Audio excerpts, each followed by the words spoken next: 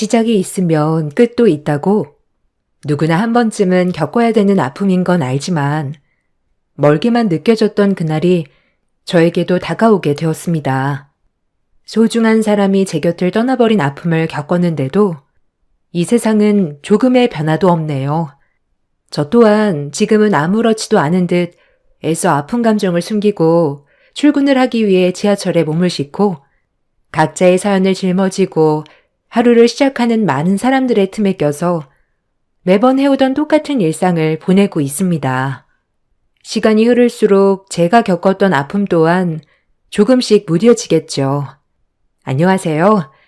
저는 대구에 살고 있는 30대 여자입니다. 지금은 이혼을 했지만 얼마 전까지만 해도 법적으로 부부 관계였던 남편과 3년의 결혼 생활을 유지해 왔었습니다.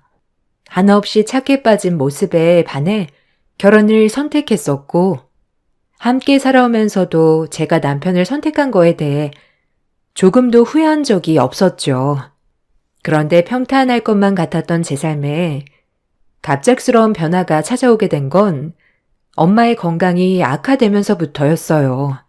언제부터인가 음식을 먹을 때마다 소화도 잘 안 되시고 입맛도 없으신지 끼니를 거르시게 되는 일이 많아지셔서 신경이 쓰이기 시작했는데 엄마가 나이가 들면서 운동 부족으로 인해 찾아온 우울증 비슷한 증상 같다며 그때부터 산에 오르기 시작하셨습니다. 적지 않은 나이셔서 최대한 무리가 되지 않는 선에서 엄마가 건강관리만 잘하신다면 크게 문제가 되지 않을 것 같아 저도 적극적으로 추천을 했었어요. 그런데 운동을 시작하셨던 엄마를 볼 때마다 체중이 눈에 띄게 빠지는 것 같아 뭔가 좀 이상함을 느껴서 몸에 문제가 생긴 것 같은 불안함이 엄습해 왔었습니다. 산을 자주 다니시기는 했지만 운동량에 비해 급격하게 빠지는 체중은 저에게 불안함을 느끼게 만들었어요. 엄마는 운동을 하면서부터 조금씩 괜찮아지고 있는 것 같다고 했지만 제가 봤을 때 더 악화가 되어가고 있는 것 같아 병원에 가지 않겠다는 엄마를 모시고 강제로 정밀 건강검진을 시작했어요. 그런데 불안했던 마음은 조금도 빗나가지 않았고 엄마는 이미 손을 쓰기에도 힘들 정도로 상태가 많이 안 좋았었어요. 의사의 입에서 나온 말은 위암 4기 판정이었습니다. 엄마와 저는 예상치 못했던 진단 결과에 서로 바라만 볼 뿐 무슨 말을 해야 될지 모르겠더라고요. 저는 담당 의사에게 치료를 받으면 좋아질 수 있냐고 물어봤지만 의사는 좀 더 정밀한 검사가 필요하겠지만 이미 암세포가 다른 곳에 전이가 됐을 가능성이 클 것 같다면서 말을 아끼셨어요. 병원에서는 상황이 더 악화가 되기 전에 적극적인 항암 치료를 권장했지만 엄마는 의사에게 주어진 시간이 얼마나 됐는지를 물어봤어요. 의사는 아주 희망이 없는 것도 아니고 모든 상황은 엄마의 의지에 따라 생명이 연장될 수도 단축될 수도 있는 거라면서 항암 치료를 받지 않는다면 길어야 1년 이내로 보셨습니다. 반대로 항암 치료를 받는다면 암세포가 자라는 걸 어느 정도 억제할 수가 있기 때문에 1년 이상 더 나아가 기적까지도 볼 수 있기 때문에 절대로 희망의 끈을 놓으면 안 된다고 엄마에게 치료를 적극 권장했어요. 저 또한 상황이 더 악화되기 전에 서둘러 입원 수속을 받기 위해 도와드리려고 했는데 엄마에게 충격적인 말을 듣게 되었습니다. 엄마, 지금 제정신이야? 치료를 받지 않겠다는 게 말이 돼? 엄마는 나만 놔두고 떠날 자신 있어? 기적이 있을 수도 있다잖아. 서둘러 입원 절차 밟으면 살 수도 있다는 말인데 무슨 생각으로 그런 결정을 내린 거야? 나는 아직 엄마를 떠나보낼 마음의 준비가 전혀 되어 있지 않으니까 치료받지 않겠다는 말은 하지 마. 기적이라는 말이 무슨 뜻인지 모르니? 내가 살 수 있는 확률이 희박하다는 얘기잖아. 엄마는 그런 기적 따위 내 남은 시간을 병원에서만 지내고 싶지 않다. 그 기적을 바라보고 남은 시간을 병원에서 보내다 기력까지 전부 떨어져서 아무것도 하지 못한 채 눈을 감게 되면 엄마가 편히 떠날 수 있을 것 같니? 앞으로 엄마에게 남은 시간 가치 있게 쓰고 싶어. 그러니 너도 엄마의 결정에 존중해 줬으면 좋겠다. 서로가 바빠 함께한 시간도 적은데 우리 여행이나 가자.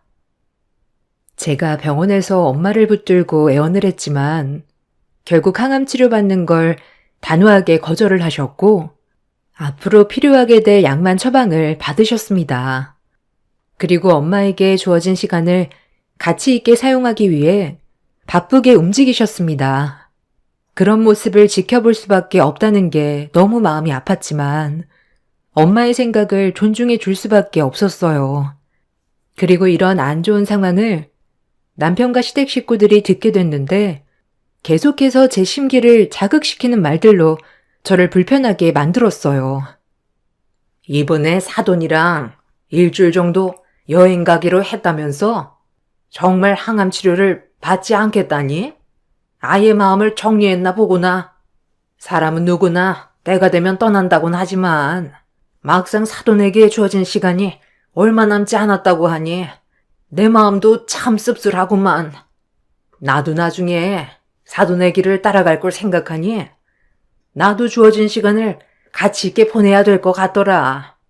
그런데 현실은 하고 싶은 대로 하면서 살 수 없다는 게 문제지. 생각만 가지고 있지. 실행을 옮기기에는 결정적으로 돈의 속박에서 벗어날 수가 없잖니.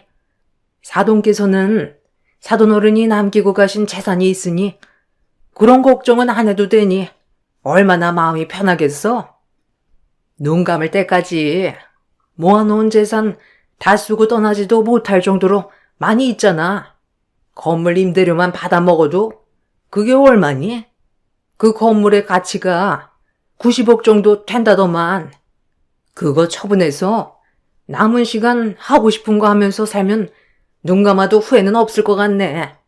어차피 그 재산 너한테 전부 다 떨어질 텐데 쓸만큼만 빼고 나머지는 하루빨리 넘겨주면 참 좋겠다.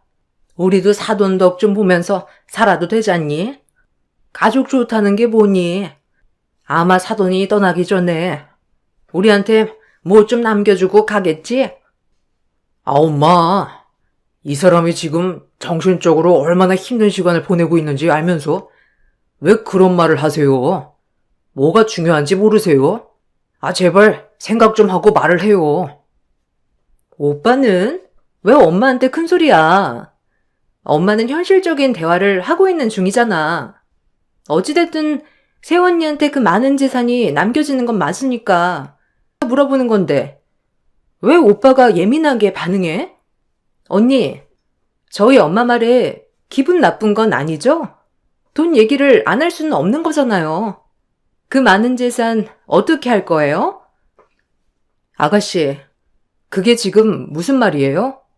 우리 엄마가 가지고 계신 재산으로 뭘 어떻게 할 거냐니. 내가 그런 것까지 설명을 해줘야 돼요? 아직 오지도 않은 일을 벌써부터 생각을 해야 되냐고. 어머님이 방금 저에게 하신 말은 엄마가 돌아가시면 그 재산 좀 나눠달라는 거잖아요. 남은 인생 돈에 쪼들리지 않고 펑펑 쓰면서 살고 싶다는 말을 하고 싶은 거 아니었어요? 제가 그런 것까지 설명을 해야 돼요? 이런 기분으로 더 이상 얼굴 마주하고 싶지 않으니까 먼저 일어나 볼게요. 엄마에게 주어진 시간이 얼마 남지 않았다는 걸 모두들 알게 되면서부터 얼굴만 보면 돈 얘기밖에 하지 않았어요. 그런 말들을 들었을 때 시댁 집안 사람들은 저희 엄마가 하루빨리 떠나길 바라고 있는 것 같아 보였어요. 남편이 옆에서 편을 들어주긴 했지만 크게 도움이 되지는 않았습니다.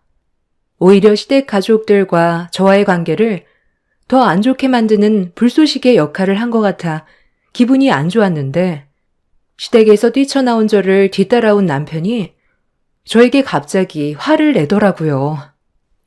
야, 솔직히 우리 가족만 잘못이 있다고 할 순 없잖아. 장모님 건강이 안 좋아져서 돈 얘기가 오고 간 거고 그 많은 재산 어떻게 사용할지 궁금하니까 물어볼 수도 있는 건데 왜 이렇게 예민하게 반응을 하는 거야? 다들 당신 마음 충분히 이해하고 있어. 그만큼 우리 가족도 많은 영향을 받고 있다고. 아, 그래서 엄마가 떠나시고 남기신 재산을 어떻게 쓸지 그런 고민을 벌써부터 하고 있었던 거야? 내 마음을 충분히 이해해주는 사람들이었으면 돈 얘기는 입 밖으로 꺼내지도 않았겠지. 우리 엄마 아직 건강하시고 멀쩡해. 그리고 당신 집안에는 땡전 한 푼 들어가지 않을 거니까 김칫국 좀 그만 마시라고 해. 엄마가 위암 사기 판정 진단을 받았을 때부터 시모는 얼굴만 보면 엄마가 소유하고 있는 건물을 어떻게 할 건지 매번 물어봤어요. 처음에는 그냥 대충 넘겼는데 시간이 지날수록 엄마의 건물을 욕심내고 있는 게 눈에 보였고 신우 또한 시모를 거들면서 저를 불편하게 만들었습니다. 남편의 경우 처음에는 장모님을 많이 걱정해주고 시모와 신우가 저에게 말실수를 했을 때 따끔하게 한마디 했었는데 어느 순간부터는 그냥 형식적인 말들만 반복을 했어요. 화가 커지는 걸 막으려고 귀찮아서 하는 수 없이 마음에도 없는 말투로 저를 걱정하는 척 편을 들어주고 있었죠. 제가 평소에 알던 남편의 모습과는 많이 달라진 모습에 기분이 안 좋았었는데 또다시 엄마의 재산 얘기가 나오면서 참고 참았던 제 감정은 결국 터져버리게 되었고 그날 이후 시댁에는 발길을 끊어버렸습니다. 시모와 신우의 얼굴을 보면 또 엄마의 재산 얘기가 나올 게 뻔하고 나는 듣기 싫은 말을 들어야 하는 그런 상황들이 싫었기 때문에 남편한테 당분간 시댁에 가지 않겠다고 했어요. 시부는 원래 말수가 적긴 했었지만 그래도 말실수를 했으면 한마디 정도는 해줄 법한데 전혀 신경 쓰지도 않고 과일에만 집중하고 계시길래 그런 모습들이 저에게는 너무 서운하게 다가왔어요. 순하고 착한 남편의 모습만 보고 결혼을 했던 3년의 시간이 점점 후회로 다가오기 시작했고 부부 금실에도 결국 금이 가게 되었네요. 시댁에서 안 좋은 말들을 주고받고 난 이후 저희 부부는 각방을 사용했고 그런 관계가 지속되는 생활이 답답해서 당분간 엄마 집에서 지내겠다는 메모 한 장 남겨두고 간단히 짐을 챙겨 집을 나왔습니다. 남편은 분명 메모를 확인했을 텐데도 저에게 어떠한 연락도 주지 않았어요. 엄마 하나 신경 쓰는 것도 벅찬데 남편까지 저를 힘들게 하니 제 속은 말이 아니었죠. 그렇게 남편과 시댁 식구들의 연락을 전부 차단한 뒤 한 달 정도의 시간이 흘렀을 때 엄마와 저녁을 함께 하기 위해 음식 준비를 하고 있었는데 갑자기 초인종이 울렸어요. 아무 생각 없이 인터폰을 확인해 보니 남편이 얼굴을 비추고 있길래 현관문을 열어 그동안 연락 한 통도 없었으면서 갑자기 찾아온 이유를 기분 나쁜 표정으로 물어봤어요. 남편은 들어가서 얘기 좀 해야 될 것 같다며 제가 허락하지도 않았는데 무작정 들어오더니 거실 소파에 앉아있는 엄마한테 불만을 털어놓기 시작했습니다. 내가 왜 그동안 너한테 연락을 안 했는지 알아? 나도 너랑 지금까지 살면서 정말 많은 배려를 해줬다고 생각했는데 정작 너는 우리 가족의 실수를 조금도 용납하지 않는다는 거야. 그래서 나도 기분이 너무 안 좋아져서 대화 자체를 하고 싶지가 않더라고. 장모님 건강이 안 좋은 건 사실이니까 자연스럽게 재산 얘기가 나올 수 있는 건데 이렇게까지 예민하게 반응할 필요 있을까? 장모님, 제 말이 틀렸어요? 장모님이 돌아가시면 이 사람이 의지할 사람이 누구겠어요? 저희 가족들밖에 없잖아요. 그래서 앞으로 그 많은 재산을 어떻게 하면 좋을지 의논 정도는 해볼 수 있는 거 아니겠어요? 의논? 그게 무슨 의논이야. 당신 식구들의 일방적인 생각 아니었어? 우리 엄마가 하루빨리 이 세상 사람이 아니길 바라는 사람처럼 행동했으면서 왜 내 탓으로만 돌리는 건데? 당신 집안 식구들의 생각만 얘기하려고 한 달 만에 나타난 거면 그냥 돌아가. 이런 식으로 얘기하는데 무슨 말이 더 필요하겠어? 장모님, 말씀 좀 해보세요. 저희 가족이 잘못된 것 같아요? 아니면 이 사람이 잘못된 겁니까? 장모님도 저희가 걱정해 주는 게 연락까지 끊을 정도로 문제가 있는 것 같아요? 그럼 당신은 앞으로 어떻게 할 생각인데? 아예 집에는 들어오지 않을 생각이야? 계속 이런 식으로 살 순 없잖아. 그럼 처음부터 잘하던가. 내 기분은 애초부터 안중에도 없었으면서 이제 와서 이러는 이유가 뭐야? 우리 엄마 건강이 어떤지 확인해 보려고 왔니? 남편은 저에게 언제까지 엄마 집에만 있을 거냐고 화를 냈어요. 그 말을 듣고 있던 저 또한 목소리가 계속 높아졌고 점점 상황이 악화되기 시작하자 엄마가 많이 힘들어 하셨어요. 남편과의 대화가 의미가 없을 것 같아 그만 돌아가 달라고 했지만 제 말은 아예 들으려 하지 않았습니다. 평소에 알던 남편과는 많이 달라진 모습이 너무 실망스러웠고 그동안 함께 있던 시간들 또한 후회스러웠어요. 그리고 저희 엄마 앞에서 절대로 해선 안 될 말을 거침없이 뱉었습니다. 장모님은 이 상황에 대해서 어떻게 생각하세요? 치료를 받지 않겠다고 했으면 서둘러 정리를 해주시는 게 맞는 거 아니에요? 제가 이 사람과 이혼을 했으면 좋겠어요? 자네는 한 달 만에 찾아와서 병자인 나에게 말을 그렇게밖에 못하는 게야? 그리고 내 재산을 왜 자네 집안에서 탐을 내는 건데? 내 딸이 얼마나 실망스러웠으면 내 집에서 한 달이 넘는 시간 동안 있었겠나? 정신머리를 고쳐먹지 않는데 뭘 달라는 거야? 당장 내 집에서 나가주게. 전에 우리 가족에게 보였던 자네 집안 식구들 모두의 태도가 가식적인 모습이었다는 걸 내 몸이 안 좋아지면서 확실하게 알 수 있었던 것 같네. 차라리 우리 딸의 인생을 망치는 존재들이라면 이혼하고 내 딸이 원하는 삶을 살게 하는 게 훨씬 좋은 선택 아니겠나?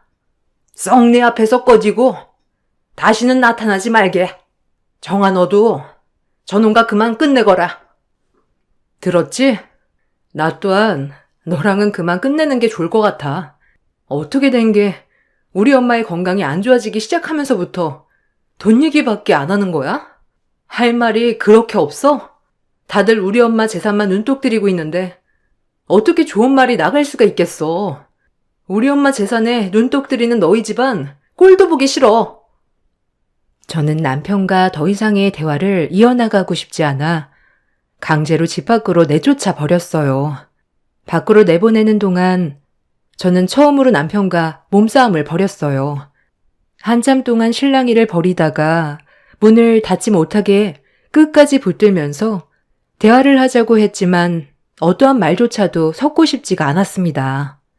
어차피 처음과 끝은 돈 얘기로 끝날 텐데 굳이 쓸데없이 감정 소모하면서 저에게 더 큰 상처가 남겨지는 걸 원하지 않았어요. 그래서 더 단호하게 남편을 거절한 것도 있었는데 엄마도 제가 남편과 결혼 생활하는 걸 원하지 않으셨는지 그 자리에서 경찰서에 신고를 넣었습니다. 결국 끝까지 버티면서 저와 엄마에게 막말을 쏟아냈던 남편은 경찰이 오면서 더 이상의 막 나가던 행동을 제지시킬 수 있었습니다. 돈 앞에는 장사 없다더니 저에게 언제나 자상하고 배려 많았던 남편도 결국 엄마의 재산 앞에선 저에게 실망스러운 모습을 보여주게 되었죠. 힘든 시간이 지나간 이후 저희 부부는 확실하게 금이 가게 되었고 더 이상의 관계 회복은 불가능했어요. 그리고 남편과 심각한 문제가 생기고 나서 시모에게도 몇 번이나 연락이 왔지만 어차피 전화를 받아도 상처되는 말밖에 없을 것 같아 어떠한 연락도 일절 받지 않았습니다. 엄마는 이런 관계를 더 이상 끌지 말고 정리를 할 거면 최대한 빠른 시일 내에 정리하라며 걱정을 해주셨어요. 아무래도 엄마가 눈을 감기 전에 남편과의 상황이 해결되는 걸 보고 싶어 하셨어요. 엄마가 바라는 것처럼 저 또한 남편과 더 이상 잘해보고 싶은 마음은 전혀 없었기 때문에 어느 정도의 시간이 흐른 뒤 남편을 따로 연락해 만났어요. 굳어진 얼굴로 저를 바라보면서 무슨 일 때문에 불렀냐고 물어보는 말에 저는 이혼 서류를 내밀었고 서류를 확인하던 남편은 미간을 찌푸리더니 제가 원하는 대로 순순히 이혼을 해줄 마음이 없다고 제 앞에서 서류를 찢어버렸습니다. 당신도 나와 이혼하는 걸 원하지 않냐고 화를 내면서 물어봤는데 그 순간 갑자기 카페 문을 열면서 들어온 시모와 눈이 마주쳤습니다. 내 전화는 끝까지 안 받더니 결국 내 아들과 이혼할 생각을 가지고 있었던 거야? 재산 얘기 좀 했다고? 이게 이혼 서류까지 오고 갈 정도로 심각한 일이니? 그럼 저한테 원하는 게 뭔데요? 그냥 서로 솔직해지는 게 좋지 않을까요? 저희 엄마 재산이 가지고 싶다고 대놓고 말을 하세요. 그걸 놓치기 싫으니까 여기까지 나온 거 아니세요? 저는 이 사람과 조용히 이혼하고 싶었던 것 뿐이지 시끄러운 상황을 만들고 싶지 않았는데 여기까지 나오신 걸 보면 제 입에서 이혼 얘기가 나올 줄 알고 이 사람을 뒤따라 나왔다는 건데 제가 무슨 말을 더 해야 되는 건가요? 어차피 달라지는 건 전혀 없고 이 서류를 가지고 나왔을 때부터 확고하게 결정을 내린 상태라 여기까지만 하고 싶어요. 이번에 겪게 되면서 느낀 건 저희 가족의 재산만 보고 결혼한 건 아닌지 그런 생각이 너무 크게 들더라고요. 그리고 결정타를 날렸던 게 얼마 전에 저희 엄마 집에 무작정 들이닥쳐서 한바탕 난리를 쳤을 때 더욱더 확실하게 알 수 있었어요. 그래서 오늘 확실하게 정리하려고 부른 거예요. 어느 정도 예상은 하고 있었는데 제가 생각하는 대로 다 맞아떨어지니까 더 소름이 돋는데요. 이 사람이 이혼 서류를 찢을 줄 알고 미리 여분을 더 챙겨왔거든요. 오늘 이 서류를 다 찢어버려도 소송까지도 생각하고 있으니까 서로 힘든 시간들을 보내는 것보다 그냥 좋게 정리하자. 네가 원하는 대로 될 것 같냐? 이깟 서류 백날 내밀어봤자 어차피 달라지는 건 아무것도 없어. 나는 그냥 지켜보고만 있을 줄 알아? 소송이 몇 년이 걸리던 한번 해보자고. 네가 원하는 대로 쉽게 흘러가진 않을 거야. 그럼 서로 할 말은 끝난 것 같으니까 나 먼저 일어나 봐도 되지? 하나만 알고 둘은 모르는 미련한 것. 네가 내 아들을 힘들게 한 만큼 그 아픔을 100배, 1000배 되돌려 줄 테니까 조만간 다시 한번 보자고. 그때 피눈물 흘리게 만들어주마. 남편과 시모는 저를 잡아먹을 듯이 노려보더니 눈앞에 보이는 수십 장의 이혼 서류를 전부 다 찢어버린 뒤 먼저 카페를 나섰습니다. 단호하게 마음먹은 만큼 저 또한 그들을 끊어내기 위해 그날 이후 변호사를 만나 소송 준비를 하기 시작했어요. 쉽지 않은 길을 선택한 저희 부부는 과거에 좋았던 기억들까지 전부 짓밟아 버릴 준비를 하고 있었죠. 변호사는 소송도 오래가지 않을 거라며 시댁 집안 사람들이 제가 엄마의 많은 재산을 받는 거에 대해 배 아파서 고집 부리는 것밖엔 안 된다면서 현재 부부가 가지고 있는 재산에 대한 소송 문제일 뿐 저희 엄마가 가지고 계신 재산에 대해서는 어떠한 권리도 내세울 수 없다며 밑 빠진 독에 물 붓기라고 그들은 의미 없는 싸움이 될 거라며 크게 신경 쓰지 않아도 된다고 설명을 해줬네요. 그렇게 남편과 이혼 소송 준비를 하면서 하루빨리 지긋지긋한 관계를 끝내버리고 싶은 마음밖엔 없었어요. 그리고 모든 일이 하루빨리 정리가 되고 암 말기로 힘든 시간을 보내고 있는 엄마 곁에서 남은 시간을 함께 보내드리고 싶었습니다. 제가 바쁜 시간을 보내고 있는 동안 엄마는 하루가 다르게 건강이 안 좋아지셨고 의사가 말했던 시간보다 상태가 빠르게 악화가 되고 있었어요.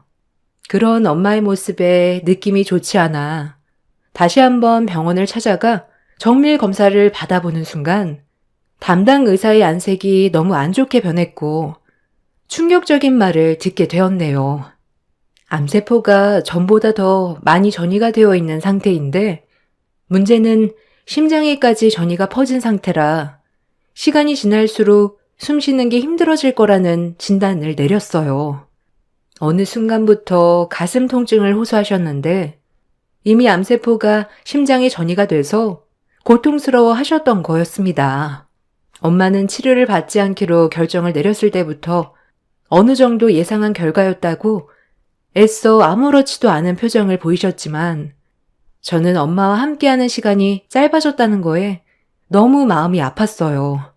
결국 엄마의 건강 문제로 남편과 이혼 소송 때문에 법정에 서야 되는 일정이 다가오는데 그런 시간들조차 아까웠죠.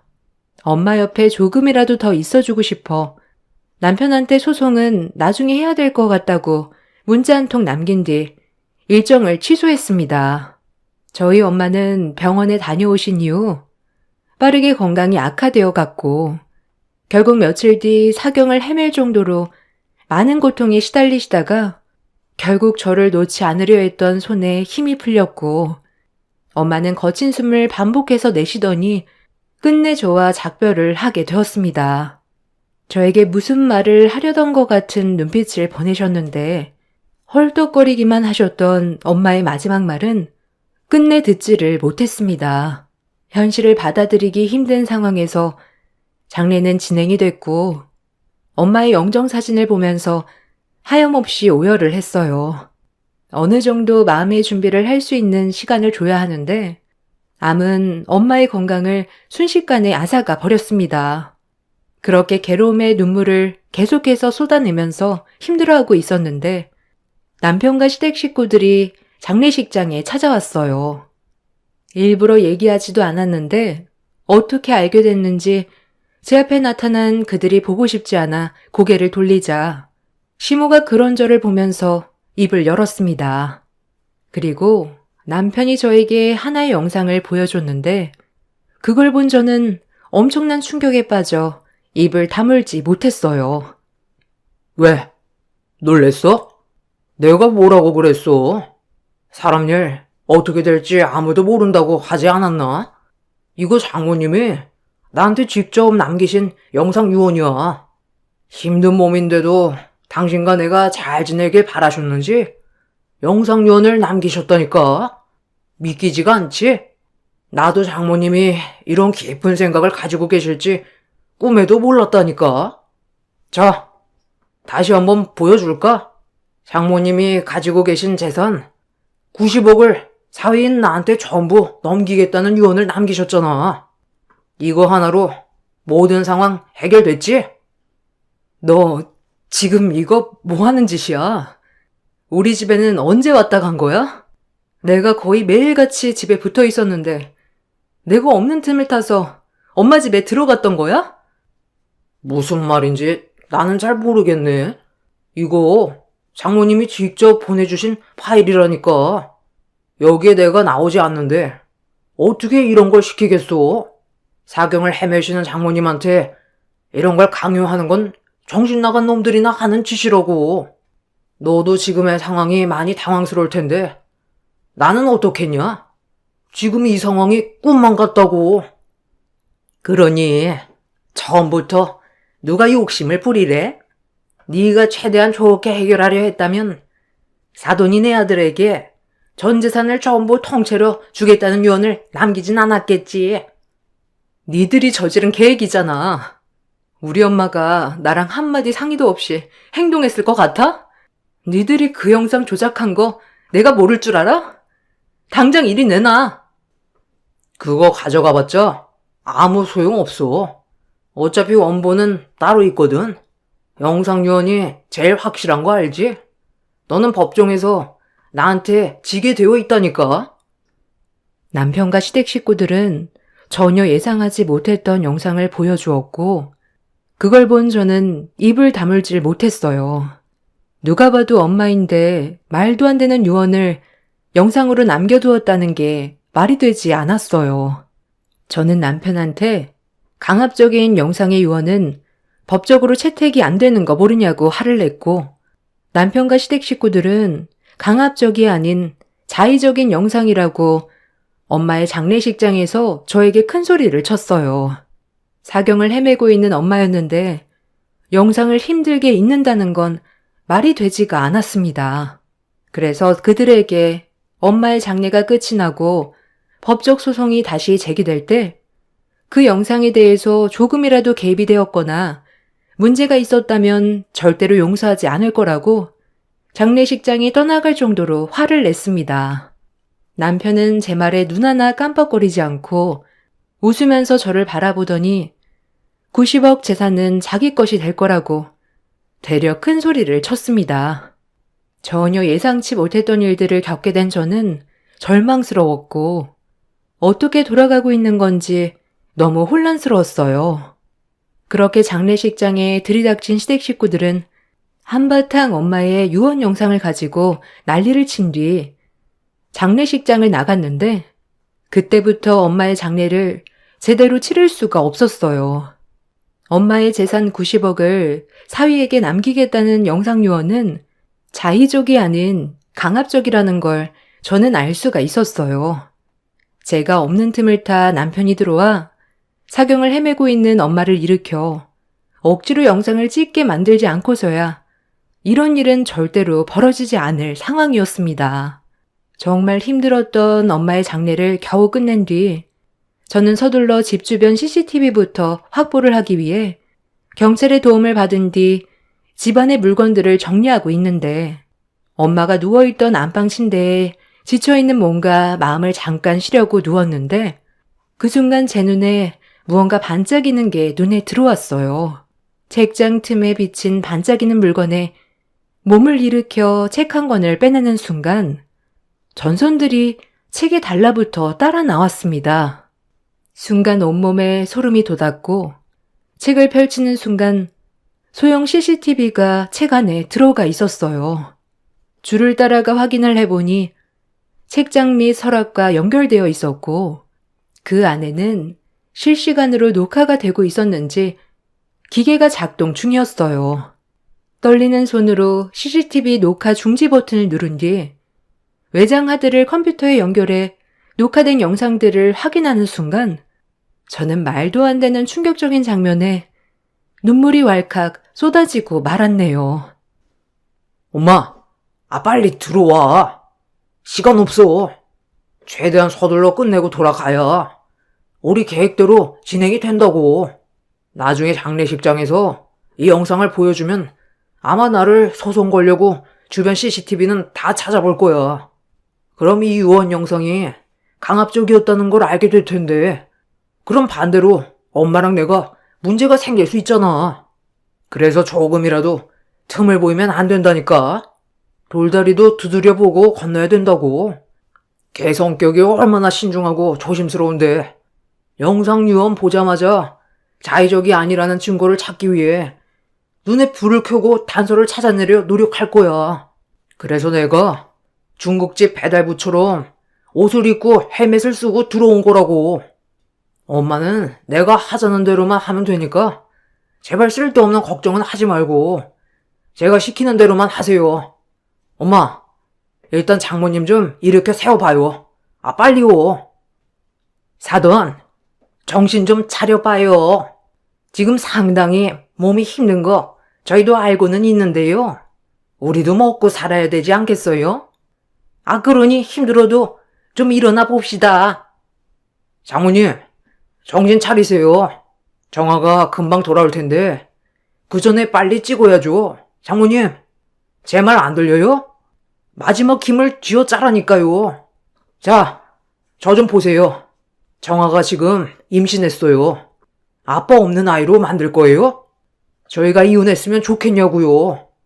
저 나쁜 놈 만들지 마세요. 장모님이 제가 원하는 대로 해주지 않는다면 정화 뱃속에 있는 아이는 지우라고 할 거예요.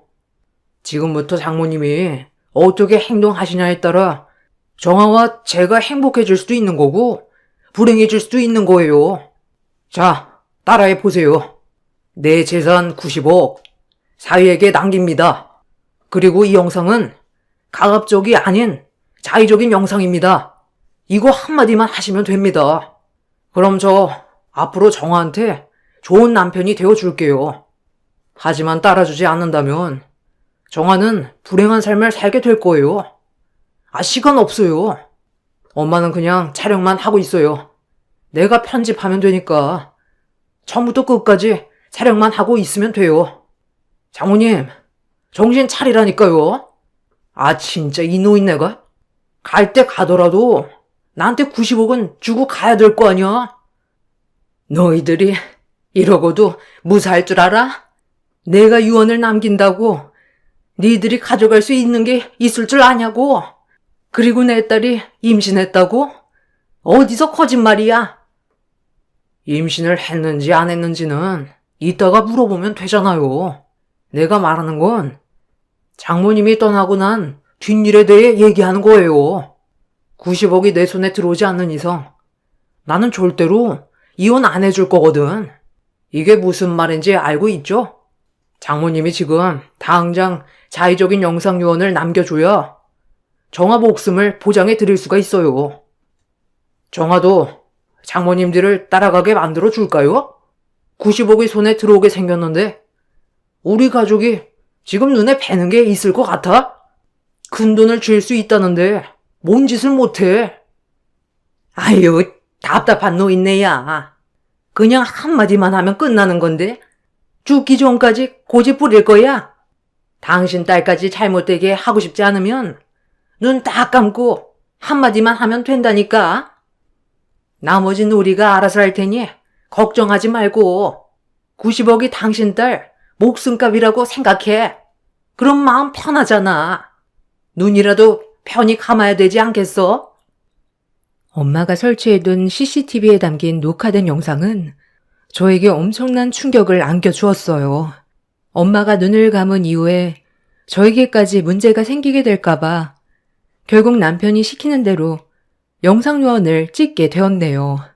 하필 그때 제가 잠깐 자리를 비웠던 건 어떤 남자가 차량을 빼다가 제 차를 긁어버렸다는 전화를 받아 잠시 자리를 비웠던 건데 그것 또한 남편이 계획한 것 같은 느낌이 강하게 들었습니다.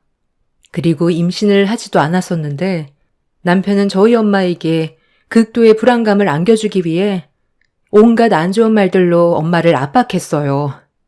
그리고 제가 들어갔을 때는 엄마가 남편과 시모 때문에 엄청난 충격을 받아 결국 더 이상 버티지 못하고 숨을 거두시게 되는 안타까운 일이 생기게 되었던 거네요.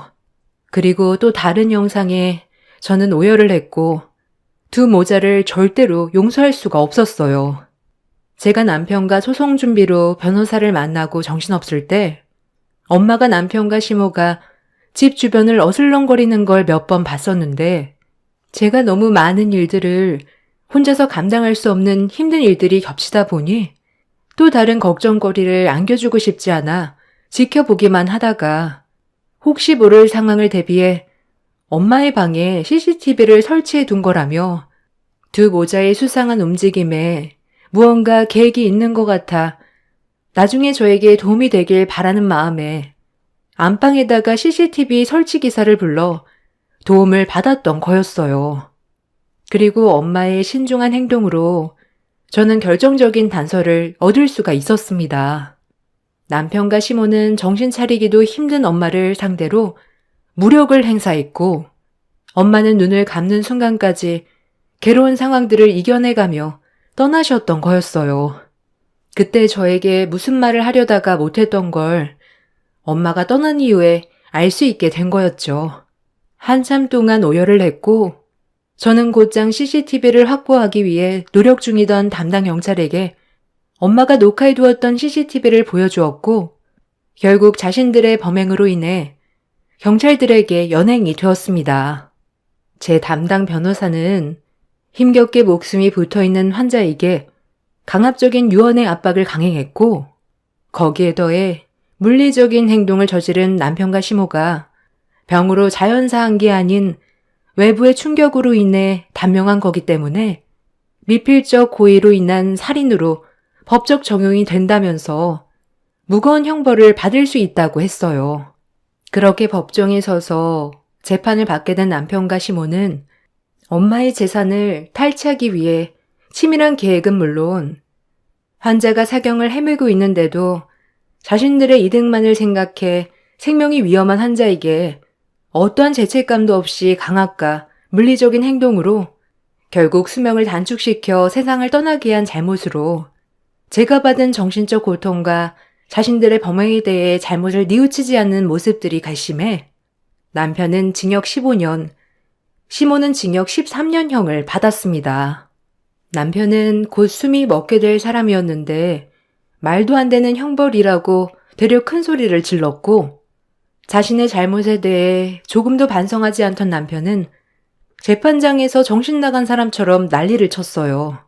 그리고 그런 모습을 본 판사는 징역 15년에서 징역 18년형으로 형을 늘렸습니다. 돌이킬 수 없는 결과에 남편은 피를 토할 정도로 오열을 했고 그제야 저에게 용서를 구했지만 저는 엄마와 작별 인사도 제대로 나누지 않고 떠나보내야 했기 때문에 조금의 선처도 해주지 않았어요. 그렇게 두 모자는 자신들이 저지른 죄값을 치르기 위해 지금 현재 교도소에서 복역 중에 있습니다. 법으로 처벌을 받아 두 모자는 징역을 살고 있지만 저는 아직까지 그들로 인해 받았던 상처가 회복이 되지 않았습니다. 시간이 지나면 무뎌진다고 하지만 그 시기가 올 때까지 저 혼자 감당해야 될 아픔이 너무 커서 힘들게 이겨내고 있는 상황입니다. 돈이 뭐길래 저에게 이런 아픔을 주는 건지 모르겠어요. 엄마가 가지고 계셨던 90억의 건물은 처분하고 재산의 일부를 엄마와 똑같이 암투병의 어려움을 겪고 계신 분들을 위해 도움을 드리고 싶어 기부를 했어요. 저보다 더 힘든 삶을 살아가고 있는 분들이 저로 인해 삶에 조금이라도 여유가 생겼으면 좋겠어요. 그리고 저는 다시 일상으로 돌아와 회사 생활을 하고 있는 중입니다. 과거의 아픔을 잊기 위해 최대한 아무렇지 않게 평소처럼 살아가고 있긴 하지만 오늘따라 저희 엄마가 너무 보고 싶어요.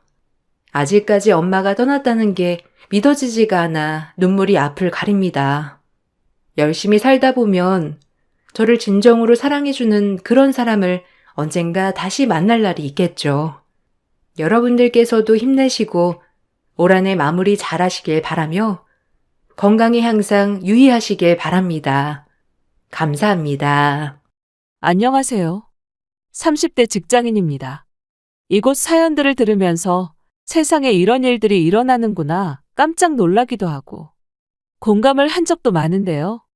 얼마 전에 저도 정말 기가 막힌 일을 경험해서 여러분들과 나눠보기 위해 이렇게 사연을 쓰게 되었답니다. 전 몇 개월 전까지만 해도 결혼을 준비했던 남자친구가 있었어요. 남자친구는 체력이 떨어지면서 건강을 위해서 운동을 하기로 결심하고 다녔던 헬스장에서 만난 사람이었죠. 매일 새벽마다 출근 전에 운동하려고 동네 근처 헬스장을 등록했는데 저와 마찬가지로 매일 빠짐없이 오던 사람이 남자친구였어요. 처음에는 그냥 자주 마주치다 보니 부지런한 사람인가 보다 생각을 했는데 어느 순간부터 인사를 하더니 점점 저에게 적극적으로 대시했어요. 오늘도 일찍 나오셨네요. 민주 씨 운동하고 나면 출근하신다고 했죠. 저번에 들어보니까 여기 근처 회사던데. 회사 출근하기 전에 뭐 어디 갔다가 가세요? 시간 좀 남으실 것 같은데 저랑 아침에 커피 한잔하고 가시는 건 어떠세요? 저도 여기 근처 회사 다니고 있어서 시간이 좀 붕뜨긴 하는데 솔직하게 말하면 민주 씨한테 관심 있습니다.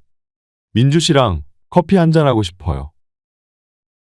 저는 아직 남자친구 만날 생각이 없어서요. 그리고 전 출근 시간이 빨라서 운동하고 나서 바로 가야 돼요. 커피는 못 마실 것 같네요. 매일 운동 나오시는 것 같은데. 이렇게 말하시면 불편하시지 않으시겠어요? 괜찮습니다. 민주 씨가 쉽게 허락해 줄 거라고 생각해서 말하는 건 아니었어요. 그래도 아침 운동 같이 나오는 동료로서 그냥 가볍게 커피 한잔 할 수 있는 거 아닌가요? 제가 저녁에 술 한잔 하자고 하는 것도 아니잖아요.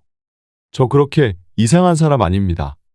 민주 씨도 아시다시피 저 아침마다 꾸준히 운동하고 거기다가 요 근처 탄탄한 기업에 재직하고 있는 믿을 수 있는 사람이에요. 안 그래도 여기 제 담당 트레이너분이 우재 씨 얘기 전한 거 있었어요. 제가 그래서 남자친구 만날 생각 없다고 전해달라고 했는데 아직 듣지 못하셨나 봐요. 직장도 알고 있고 지금까지 매일 마주친 것도 알고 있긴 하지만 솔직히 아직은 그럴 생각도 없어서요. 이해합니다. 저였어도 민주 씨가 저한테 접근한다면 부담스러울 거라 생각합니다. 근데 전에는 절대로 이런 적 없어요. 저 여기 헬스장 거의 3년 넘게 다녔거든요. 다른 트레이너분한테 물어보시면 이런 적 없었다는 거 아실 겁니다. 저 운동도 지금처럼 새벽에만 다니고 다른 시간엔 온 적도 없어요. 여기서 민주 씨한테 처음 들이대는 겁니다. 여기 명함 드릴 테니 다음에 만나면 꼭 커피 한잔 하죠. 남자친구는 제가 거절을 해도 매번 저에게 커피 한 잔만 하자며 말을 걸어왔어요. 처음에는 이상한 사람이구나 생각을 했었는데 한 달이고 두 달이고 꾸준히 운동을 갈 때마다 저에게 말을 걸어왔죠. 정말 끈질기기도 끈질겼고 그만큼 저에게 호감이 많은가 싶어서 어느 날은 무슨 생각이었는지 퇴근하고 만나자며 제 번호를 주기도 했어요. 그날 저녁 남자친구를 만나서 처음으로 자세한 개인사를 나누게 되었는데 그 사람은 시골에서 거의 환골탈태한 수준으로 성공한 사람이더라고요. 자신에 대한 자부심도 강했고 자신감도 넘쳤습니다. 그동안 만나왔던 사람들 중에서 이렇게 자신에 대한 확신이 있었던 사람이 있었나 싶을 정도였죠. 그런 모습에 전 호감이 생겼어요. 민주 씨, 저 처음에 말 걸었을 때 엄청 당황하셨죠? 그때 저도 마음속으로는 긴장 엄청 많이 했거든요. 사실 저 그동안 여자도 많이 만나보기도 했지만 이렇게 한순간에 마음이 갔던 적은 처음이에요. 매번 사람들은 제 겉모습만 보고 다가왔었거든요. 뭔가를 바라기만 하는 사람들만 만났었는데 민주 씨처럼 제 명함 받고서도 별다른 반응도 안 보이신 분은 솔직히 처음이에요. 민주 씨는 이런 적 많으세요? 제가 보기에는 민주 씨한테 접근하는 사람들 진짜 많았을 것 같은데. 아니요. 한 번도 없었어요. 솔직히 그런 적이 없어서 당황한 것도 컸고 이상하게 느껴졌던 것도 있었거든요. 근데 트레이너분들도 다들 한 번도 그런 적 없다고도 하시고 솔직히 우재 씨 저한테 몇 달 동안 계속 커피만 한 잔 마시자고 했잖아요. 그래서 궁금했어요. 어떤 사람인지 저도 명함 보고 능력도 있는 사람이 왜 나한테 그럴까 싶기도 했거든요. 좋은 직장 다니고 있긴 하죠. 제 본가가 엄청 시골에 있거든요. 부모님도 저만 바라보고 사시고. 그래서 결혼은커녕 연애도 솔직히 고민을 많이 했었는데 만나는 여자들은 제 직업만 보고 접근을 하더라고요. 제가 얼마나 노력하고 열심히 사는지는 보지도 않고요. 그런 거 보면서 회의감도 느꼈던 것 같아요. 그냥 제 자체만으로 좋다고 해주는 사람은 없을까 싶었는데 제 생각에는 민주 씨가 그럴 것 같았어요. 결혼에 대해서도 저는 빨리 하고 싶었지만 다들 그냥 조건만 보고 결정하는 것 같아요. 아니요. 저도 이것저것 따지고 재고 만나요. 우재 씨는 결혼 빨리 하고 싶었다고 하셨는데 지금까지 만나보신 분들 중에서는 결혼하고 싶다고 생각하신 분은 안 계셨던 거예요. 아무리 그래도 우재 씨 직업이나 지금 하고 다니시는 것만 봐도 부족한 것은 없다고 느껴지긴 하거든요. 근데 굳이 왜 저한테 이렇게까지 하시나 싶어요. 물론 결혼하고 싶은 사람은 있었었죠. 솔직히 말하면 없다고 하면 거짓말이고. 그렇지만 막상 결혼을 생각하면 그 사람은 제 자체가 좋아서 받아들인다기보다는 뭔가 조건이 항상 있었어요. 그런 게 맞지 않았죠. 솔직히 저를 정말로 사랑하면 조건을 달 수 있었겠어요? 전 그런 것들이 싫었어요. 물론 그런 거 없이 절 좋아해 준다면 전 그 사람이 원하는 방향으로 무조건 노력은 하겠지만요. 남자친구의 자신감과 진실함이 저에게는 좋게 다가왔던 것 같아요. 그렇게 저희는 연애를 시작하게 되었습니다. 남자친구는 바쁜 직장 생활을 하면서도 매일 새벽마다 운동을 나왔고 술은 한 잔도 마시지 않는 사람이었어요. 항상 올바르고 고든 사람이었기 때문에 저는 더 믿을 수 있다 생각을 했죠. 연애를 하면서 한 가지 걸렸던 건 바로 데이트 통장이었어요. 사실 저도 직장인이다 보니 그전까지는 그런 것 없이 그냥 서로 데이트 비용을 썼기 때문에 굳이 통장을 써야 하나 싶었는데 남자친구는 연애를 시작하면서 자신은 계획 있게 사는 것이 좋다면서 데이트 통장을 만들어서 쓰자고 하더라고요. 서로 직장인이다 보니까 만날 수 있는 시간도 많지 않을 것 같고 그렇다고 해서 한번 만날 때마다 돈을 무작정 쓰기보다는 계획해서 쓰면서 미래를 준비하는 게 좋을 것 같다는 의도였죠. 남자친구의 말을 들어보니 일리가 있다 생각이 들어 그렇게 데이트 통장을 만들게 되었어요. 평일에 시간이 좀 있었던 남자친구가 재빠르게 통장을 만들어서 가지고 왔고 그 통장에 매달 20만 원씩 넣기로 약속을 했습니다. 1년의 연애 기간 동안 한 번도 빠짐없이 데이트 통장에 적립을 했어요. 만나봤자 1에서 2주에 한 번만 볼 수 있었기 때문에 이 정도면 충분하겠다고 생각했던 거죠. 그렇게 6개월의 연애를 하게 되면서 어느 날은 휴가를 맞춰 여행을 가자는 말이 나오게 되었습니다. 우재 씨? 안 그래도 이번 휴가 때 우재 씨랑 한번 맞춰보려고 하는데 우리 그래도 지금까지 통장에 있는 돈 꽤 되지 않아?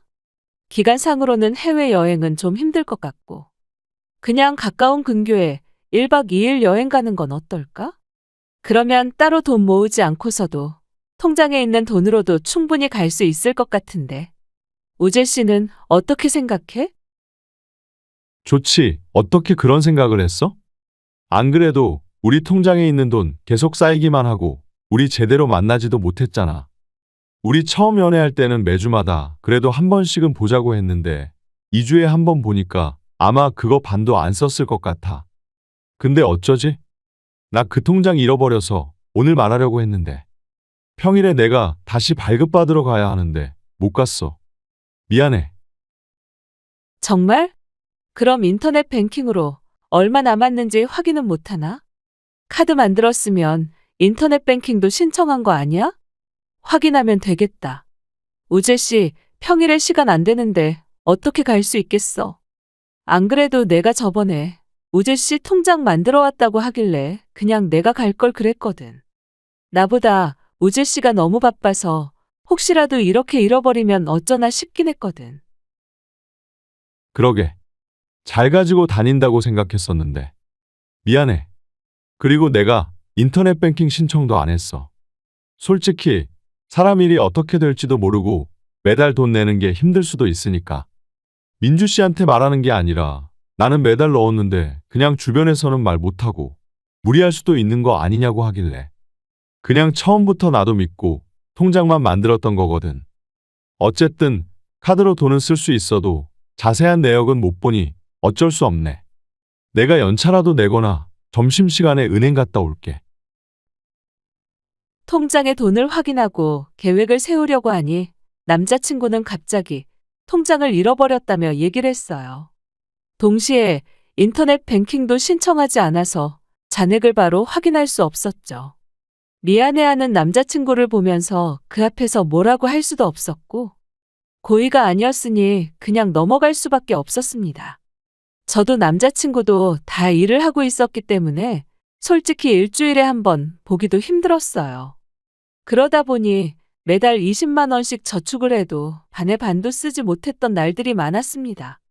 카드로 조회를 해볼 수 있다 말하려고 했지만 그땐 당장 급한 것도 아니고 쓴 돈에 비해서 넣어둔 돈이 많을 테니 굳이 확인하려고 하지 않았어요. 다음에 다시 만들어 온다고 하는 남자친구를 믿고 있었죠. 그렇게 저희는 이러저러한 이유로 한 달 동안 만남을 갖지 못했고 결국 한 달 만에 남자친구를 만나게 되었습니다. 처음 만나자마자 남자친구가 했던 말은 통장을 만들지 못했다는 거였어요. 그래도 이번에는 다시 재발급을 받고 왔겠거니 생각을 했었는데 바빠서 그러지 못했다는 말을 하는 남자친구를 보면서 오늘은 카드로라도 확인을 해보자 생각을 했었죠. 그런데 남자친구와 저녁을 먹고 결제를 하려고 보니까 갑자기 카드 결제가 안 된다고 하더라고요. 여러 번 결제를 해도 되지 않아 물어보니 잔액이 부족하다고 뜬다 하더라고요. 우재 씨, 좀 이상하지 않아? 우리 아무리 많이 써봤자 하루에 10만 원도 넘어본 적이 없는데 어떻게 결제가 안 되는 건지 모르겠네. 저기서 금액을 잘못 입력해서 결제한 거 아니야? 나 매달 20만 원씩 분명 입금했는데 그것만 해도 얼만데 우재 씨까지 넣으면 아직 잔액은 충분히 남았을 텐데 이상하다. 그렇지? 그러게. 잘못 결제한 건가? 카드가 고장 났을 수도 있지 뭐. 안 그래도 그 카드 읽히는 부분이 좀 벗겨지기도 했잖아. 그래서 결제가 잘 되지 않는 거일 수도 있으니까 너무 신경 쓰지 마. 혹시 내가 통장 다시 재발급 안 해서 그러는 거야? 내가 진짜 하려고 했는데 이번 달에 정말 바빠서 밥 먹을 시간도 없었던 거 있지? 민주 씨한테도 내가 여러 번 얘기했잖아. 틈나서 겨우겨우 연락하는 거라고. 그런데 은행 갈 시간이 어디 있었겠어. 그래도 좀 여유로워지고 있으니까 다음에는 꼭 재발급해서 올게. 아니, 그래서 그런 건 아닌데. 그냥 내가 생각하기에는 쓰는 돈은 별로 없는데 잔액이 부족하다고 하니까 이상하다고 하는 거지 뭐. 그래도 우리가 만나는 날이 많은 것도 아니잖아. 밥만 먹고 헤어진 적도 많은데. 그 돈 다 모아도 다 쓰지도 못했을 텐데. 그냥 그래서 뭔가 잘못된 거 아닌가 싶어서 말하는 거야. 우리 민주 씨, 이런 거 되게 꼼꼼하구나. 내가 이래서 민주 씨 좋아한다니까. 안 그래도 다음 주에는 좀 한가해서 가보려고 했어. 민주 씨가 이렇게 신경 쓸 줄 알았으면 억지로라도 내가 갔다 올 걸 그랬다. 그렇지. 돈은 잘 넣어뒀는데 왜 부족하다고 했지. 이상하다. 뭐 나중에 확인해 보면 왜 그런지 알겠지 뭐. 잔액 부족으로 카드를 쓰지도 못하고 부랴부랴 제가 결제를 하고 나오는데 찜찜한 느낌이 들더라고요. 남자친구에게 이상하다며 여러 번 얘기를 해도 남자친구는 대수롭지 않게 생각하는 듯 했어요.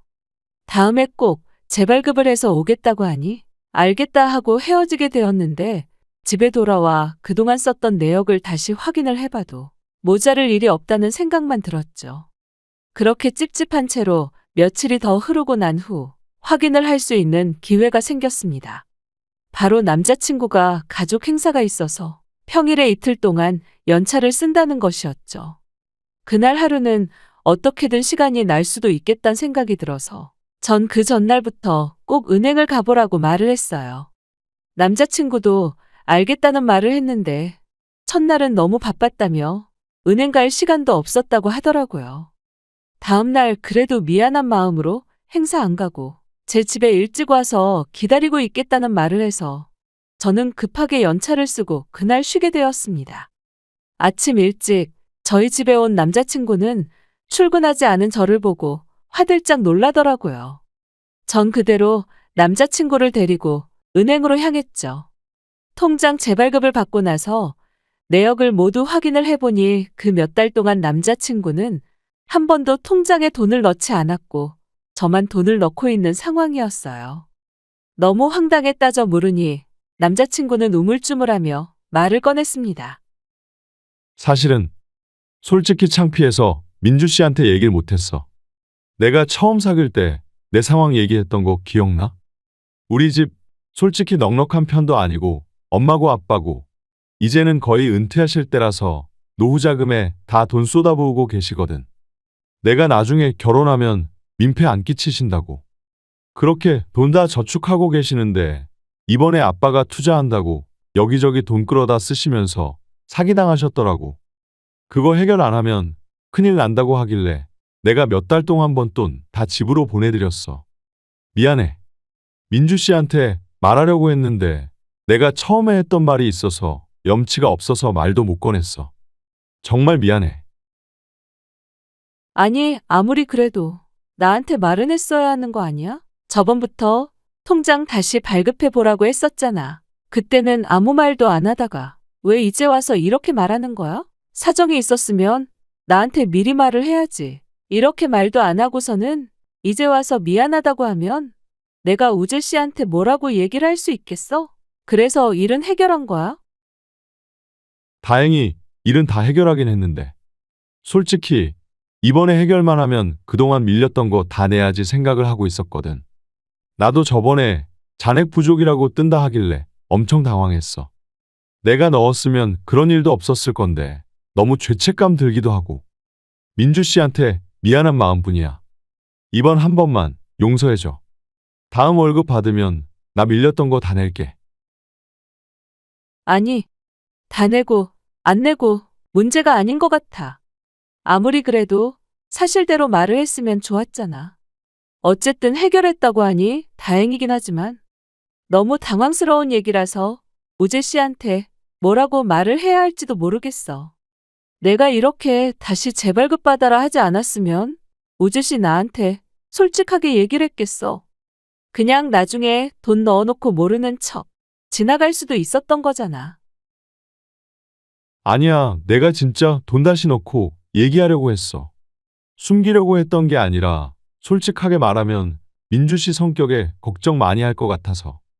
내가 민주 씨 성격을 알잖아. 착하고 남 배려도 잘해주는 거. 우리 집에 일 있다고 하면 민주 씨 더 걱정하고 신경 쓰여 할까봐 내가 말을 하지 못했던 거지. 내가 끝까지 말 안 하려고 했던 건 아니야. 미안해. 나도 너무 답답하고 힘들었어. 그래도 민주 씨 만날 때마다 그게 생각도 안 날 정도로 너무 좋아서 더 얘기를 못했나 봐. 남자친구는 결국 통장을 재발급받아 내역을 확인하고 나서야 사실을 저에게 털어놓았습니다.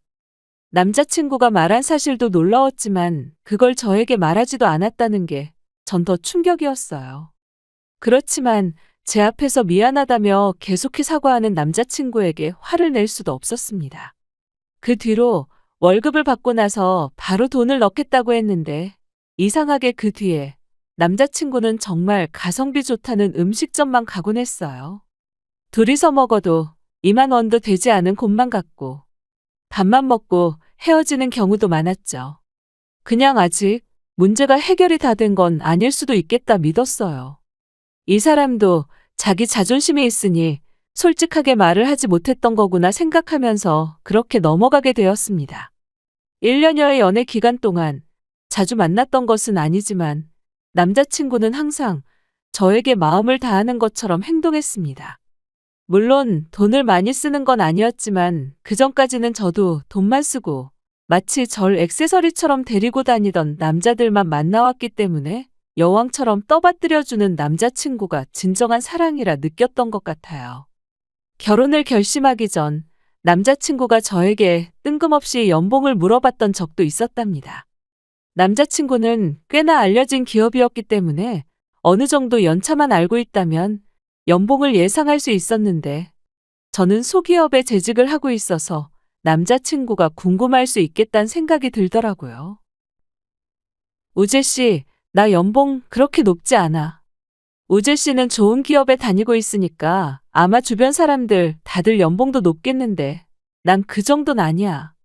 그냥 어느 정도 먹고 살 정도만 버는 거지 뭐.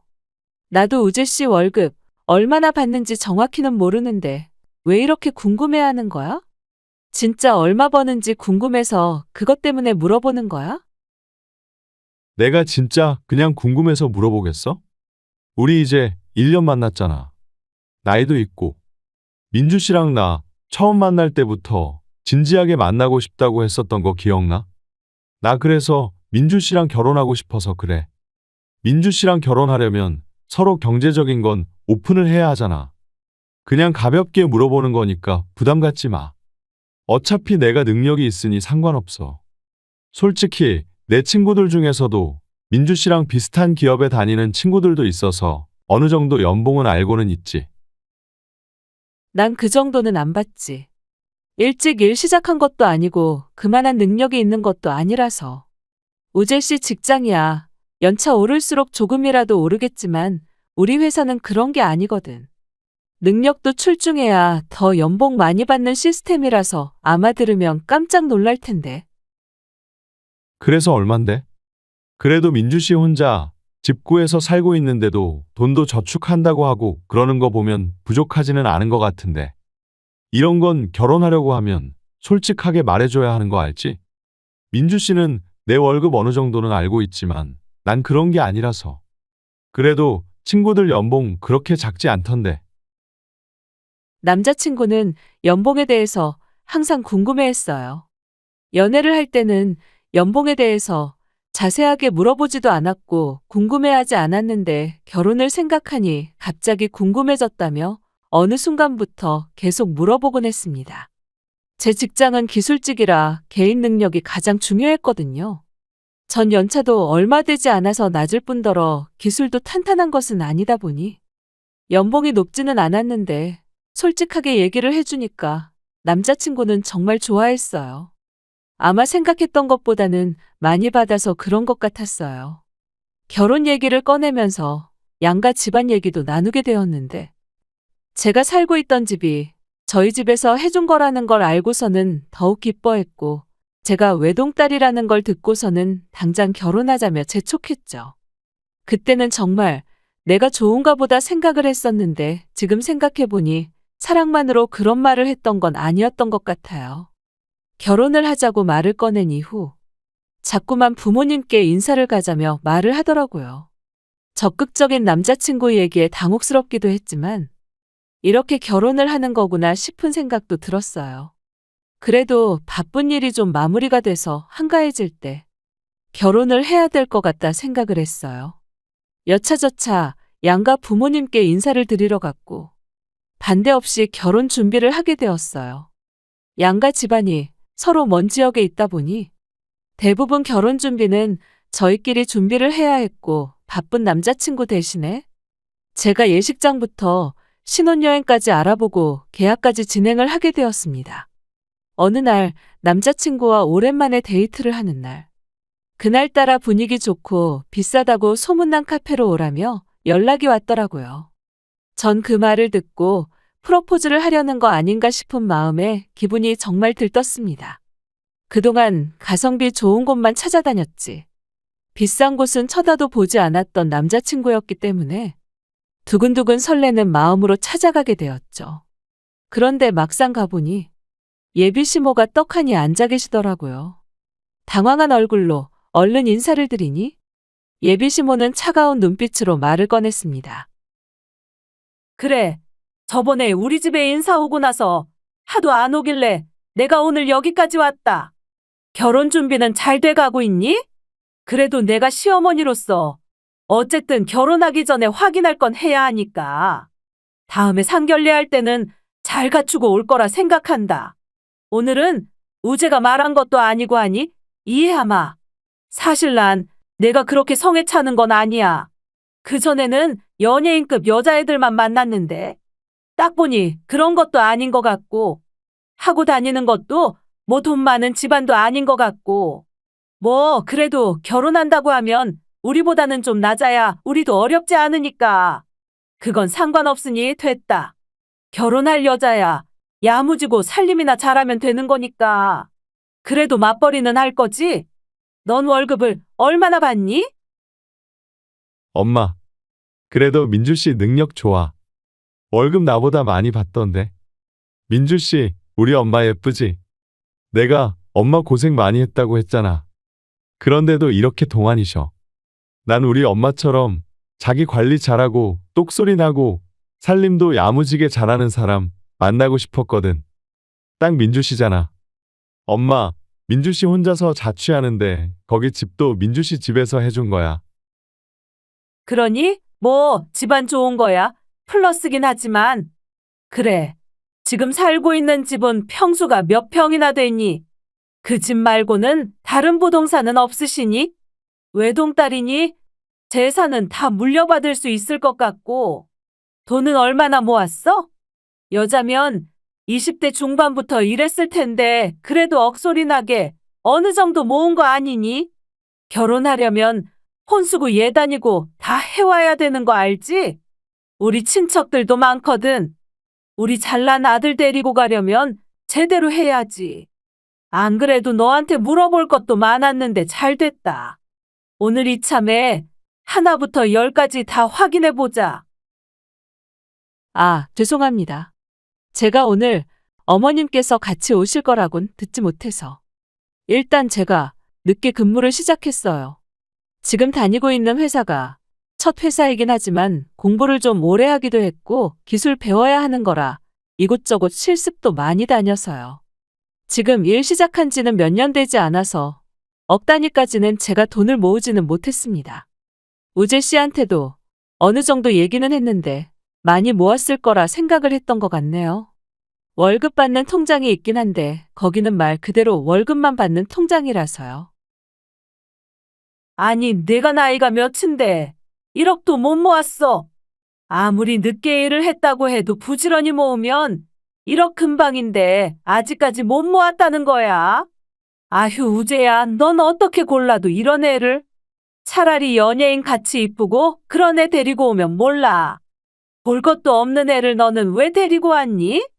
이렇게 능력 없는 애 데리고 오면 너만 다 책임지고 고생하며 사는 거야. 아휴, 모질지 못해가지고. 나 이 결혼 찬성 못하니까 그렇게 알아라. 진짜 돈 많이 못 모았어? 연봉이 그렇게 높은데 돈을 못 모은 게 맞는 거야? 지금 사는 집도 집에서 해준 집이라서 월세 나갈 일도 없잖아. 그런데 무슨 돈을 못 모아? 아무리 일을 늦게 시작했다고 해도. 민주 씨, 지금껏 나한테 있는 척한 거였어? 잘 사는 집안인 줄 알았는데 그것도 사실 아닌 거야, 뭐야? 설마 연봉도 나한테 거짓말했던 거야? 우재야, 저런 여자애들 한두 번 만나보니? 그냥 너 직장도 좋고 외모도 잘생기고 그러니까 환심 사려고 그런 말 했던 거지. 내가 오늘 안 왔으면 너 어쩔 뻔했어. 저런 것에 홀려가지고 그냥 결혼하려고 했을 거 아니야. 내가 이래서 너 연애하면 엄마한테 먼저 말하라고 하니까 왜 이번에는 말도 안 했어? 아니, 내가 쟤 잘 사는 집인 거 다 알아보고 만난 거라니까? 만나면서 돈 때문에 문제 있었던 적도 없었어. 너 진짜 나한테 뭐 속이고 있는 거야? 아니, 수상하긴 했어. 아무리 잘 사는 집안이라고 해도 명품 하나는 들고 다닐 텐데 그런 거 하나조차 없어서 얘는 관심이 없는가 싶었는데 진짜 엄마 말처럼 별거 없는 거야? 참나. 엄마, 나 그냥 파혼할게. 엄마 손만 아파.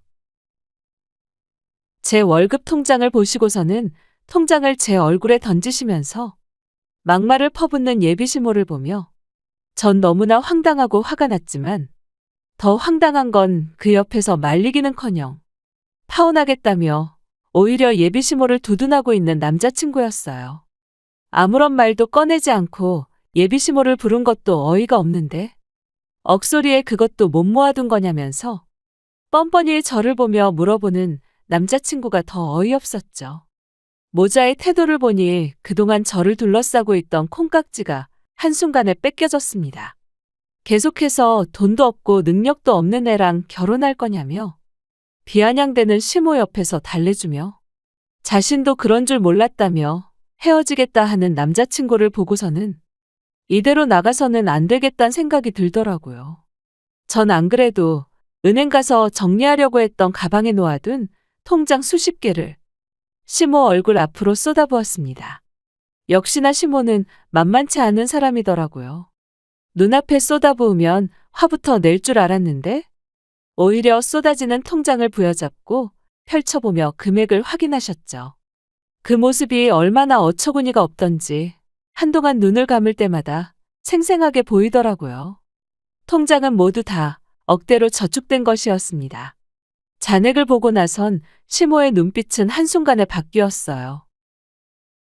어머, 이게 뭐야? 이거 다 네가 모은 거니? 아이고, 이렇게 많이 모았으면서 왜 친정 말 한마디를 안 했어? 어쩐지 우리 아들이 아무나 만날 일은 없지? 우리 아들이 또 보는 눈이 있어가지고 알아서 좋은 신부감을 잘 뽑는다니까? 이 정도 모았으면 합격이다. 네가 우리 아들이랑 결혼하면 네 인생은 땡 잡은 거다. 아주머니, 제가 왜 당신 아들이랑 결혼을 해야 하죠? 당신 아들? 여기 반에 반도 값 안 하는 거 모르세요? 생각해보니까 제가 이 결혼은 너무 손해보는 것 같아서요. 제가 멍청이도 아니고 한 푼도 없는 당신 아들이랑 왜 결혼하겠어요? 아니, 민주 씨 이게 지금 무슨 말버릇이야? 엄마 오늘 어렵게 여기까지 온 거야. 갑자기 왜 그래? 나랑 결혼 안 할 거야? 엄마가 어렵게 허락했는데 지금 뭐 하는 짓이야? 당장 사과드려. 어른들은 당연히 경제적인 걸 먼저 보기 마련이야. 내가 안 그래도 민주 씨 나이도 많고 직업도 별로라고 해서 겨우겨우 마음 바꾸게 하고 모셔왔건만 왜 그러는 거야? 야, 내가 너 거지 같은 거 지금까지 꾸역꾸역 참아주니까 호구 같니? 너랑 결혼하면 내가 호구가 아니라 모질이야. 내 돈 다 날리게 생겼는데 어떤 모질이가 너랑 결혼해? 모은 돈이 얼마냐고? 넌 억이나 모을 순 있고 집안 다 쓰러져 간다고 질질 짜던 애 이해해줬더니만 나보고 억을 내놓으라고? 진짜 거지가 여기 있네. 앞으로 연락하기만 해. 네 만행 다 까발려줄 테니까. 제 통장을 보고 바로 태도를 바꾸는 시모를 보며 이건 암흑길이구나 느껴졌어요. 남자친구에게 바로 헤어지자고 했고 결혼 준비를 하면서 썼던 비용에 대해서 청구를 했어요. 당연히 남자친구는 결혼할 건데 그걸 왜 갚아야 하냐며 따졌고 전 민사소송으로 위자료 청구를 진행했습니다. 예비시모며 계속해서 연락이 오더라고요. 두 모자가 서로 얼굴을 밀치며 탓을 돌린다고 하던데 연락을 차단했더니 남자친구는 안 마시던 술까지 마시고 와서 집 앞에서 행패를 부려 전 경찰에 신고를 하게 되었고 겸사겸사 접근금지 신청도 했죠. 그 와중에 남자친구는 클럽도 다니고 술집에서 헌팅도 하고 심지어는 소개팅도 받았더라고요. 제 지인들이 모두 목격하고서는 저에게 알려주면서 모든 사실을 알게 되었죠. 심지어 남자친구의 과거를 알고 있었던 분이 저에게 저처럼 잘 사는 집 여자 어떻게든 꼬셔서 결혼하려다가 실패한 이력이 몇 번 된다면서 말을 해주셨답니다. 절 사랑해서 그런 게 아니라 제가 하고 다니는 것들을 다 보고선 접근을 했던 것이었어요. 이미 저에게 들이대기 전부터 제 신상을 여기저기 물어보고 다녔다고 해요. 전 콩깍지가 뺏겨지고 나서 그 말이 귀에 들어왔던 거였어요. 전 지인들에게 남자친구와 헤어지게 된 이유를 은연중에 흘리고 다녔고 소문은 퍼지고 퍼져 남자친구 회사에까지 퍼지게 되었어요. 남자친구는 아니라며 해명을 했지만 술도 전혀 하지 않고 스마트한 신사 이미지가 한순간에 무너지게 된 모양이었어요. 여기에 남자친구 집안에서는 잘 사는 집딸이 아들한테 하도 매달려 결혼시키게 되었다면서 이곳저곳 소문내 또 돈을 빌리고 다녔는지 나중에는 고소까지 들어오게 되었고 그걸 해결하느라 남자친구는 빚더미까지 안게 되었다고 해요. 덩달아 제가 위자료 청구를 한 것까지 제가 승소하게 되면서 결혼 준비에 사용했던 금액을 지불해야 했습니다. 그렇게 돈 따지던 집안이 돈 때문에 망하기 직전까지 가게 된 거예요. 지금도 여전히 저에게 모르는 번호로 연락을 해오며 힘들다고 하지만 지금은 제가 이렇게 찌질한 사람과 연애까지 했구나 생각이 든답니다.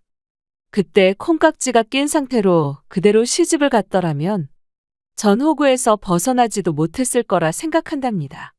어쩌면 예비신모가 제 앞에서 절 그렇게 무시했던 게 다행이구나 싶기도 하네요.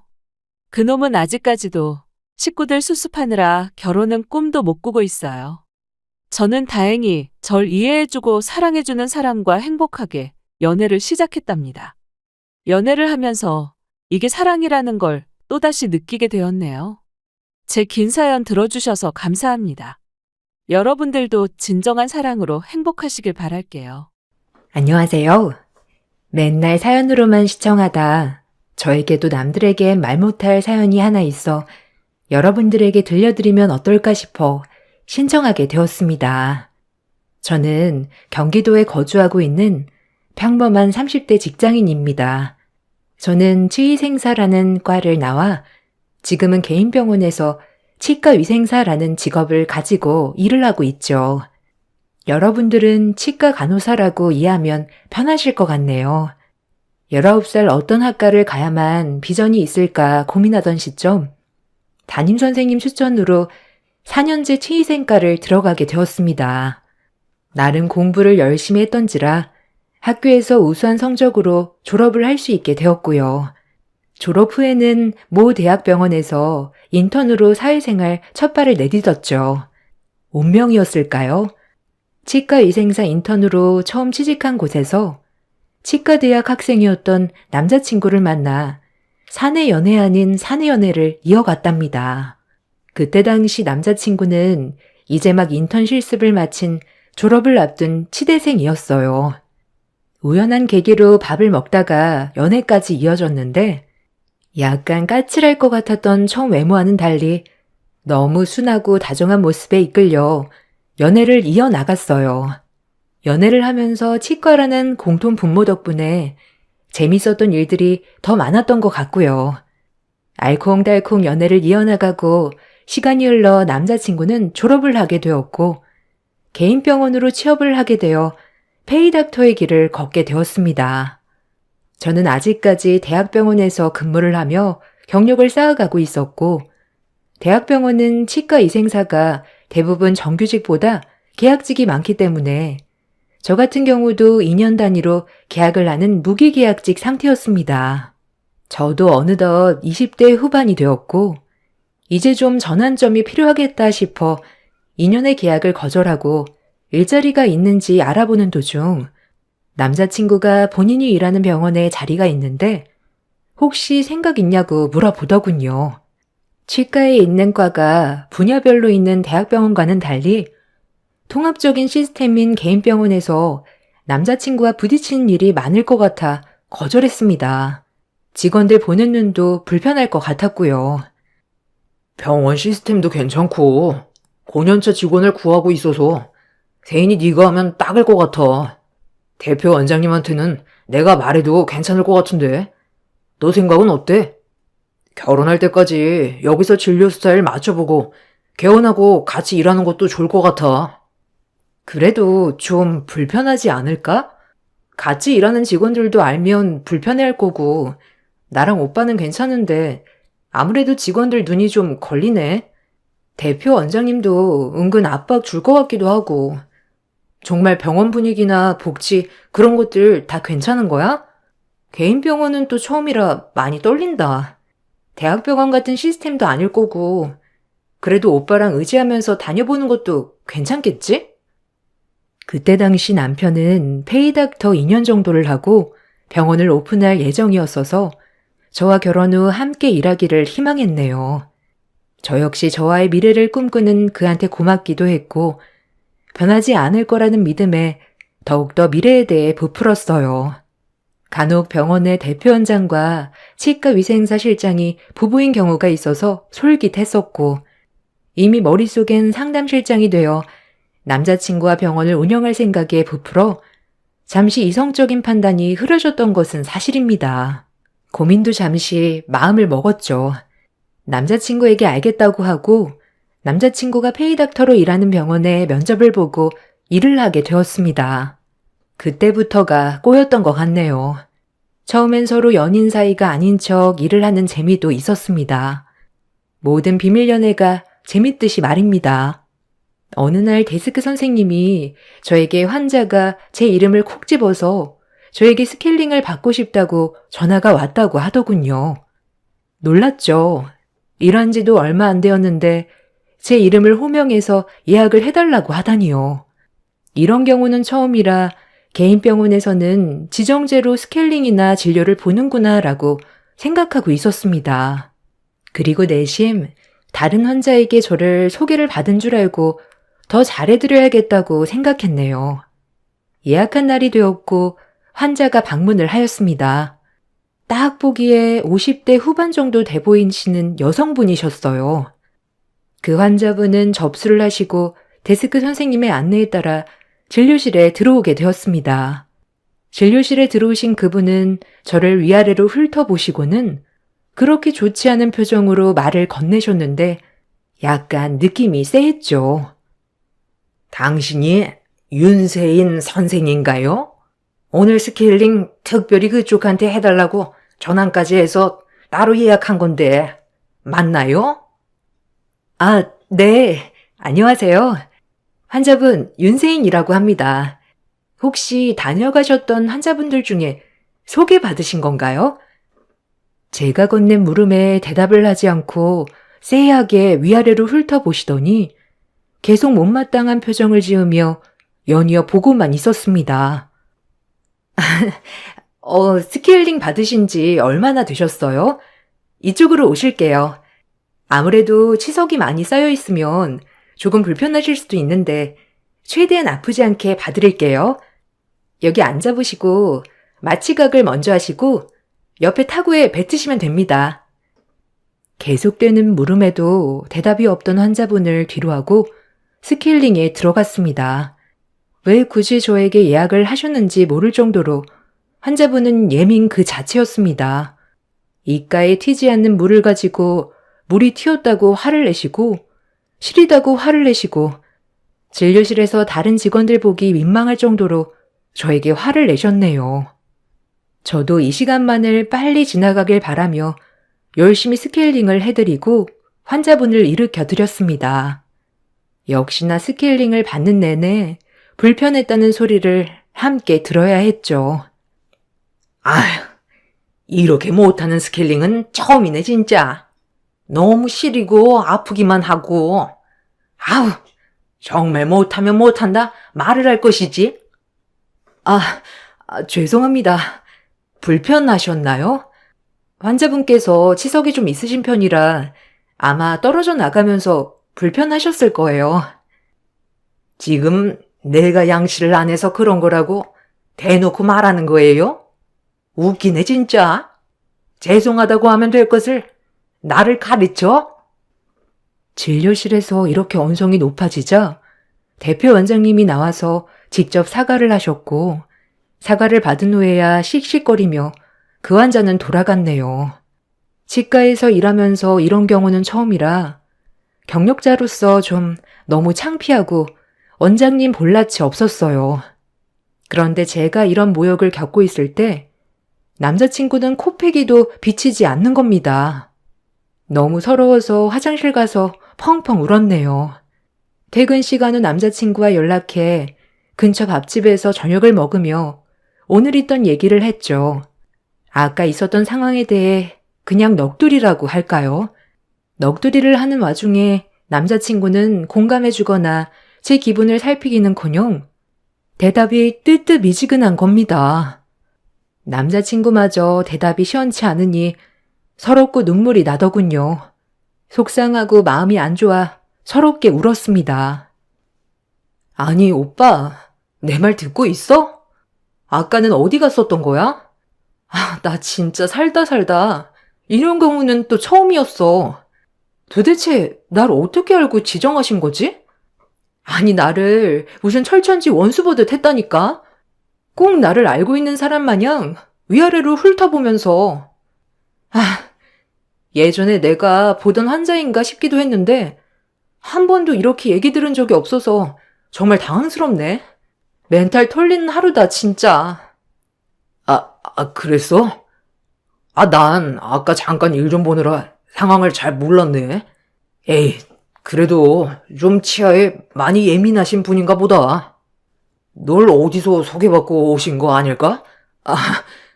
그래도 오늘 일은 그냥 맛있는 거 먹고 잊어버려.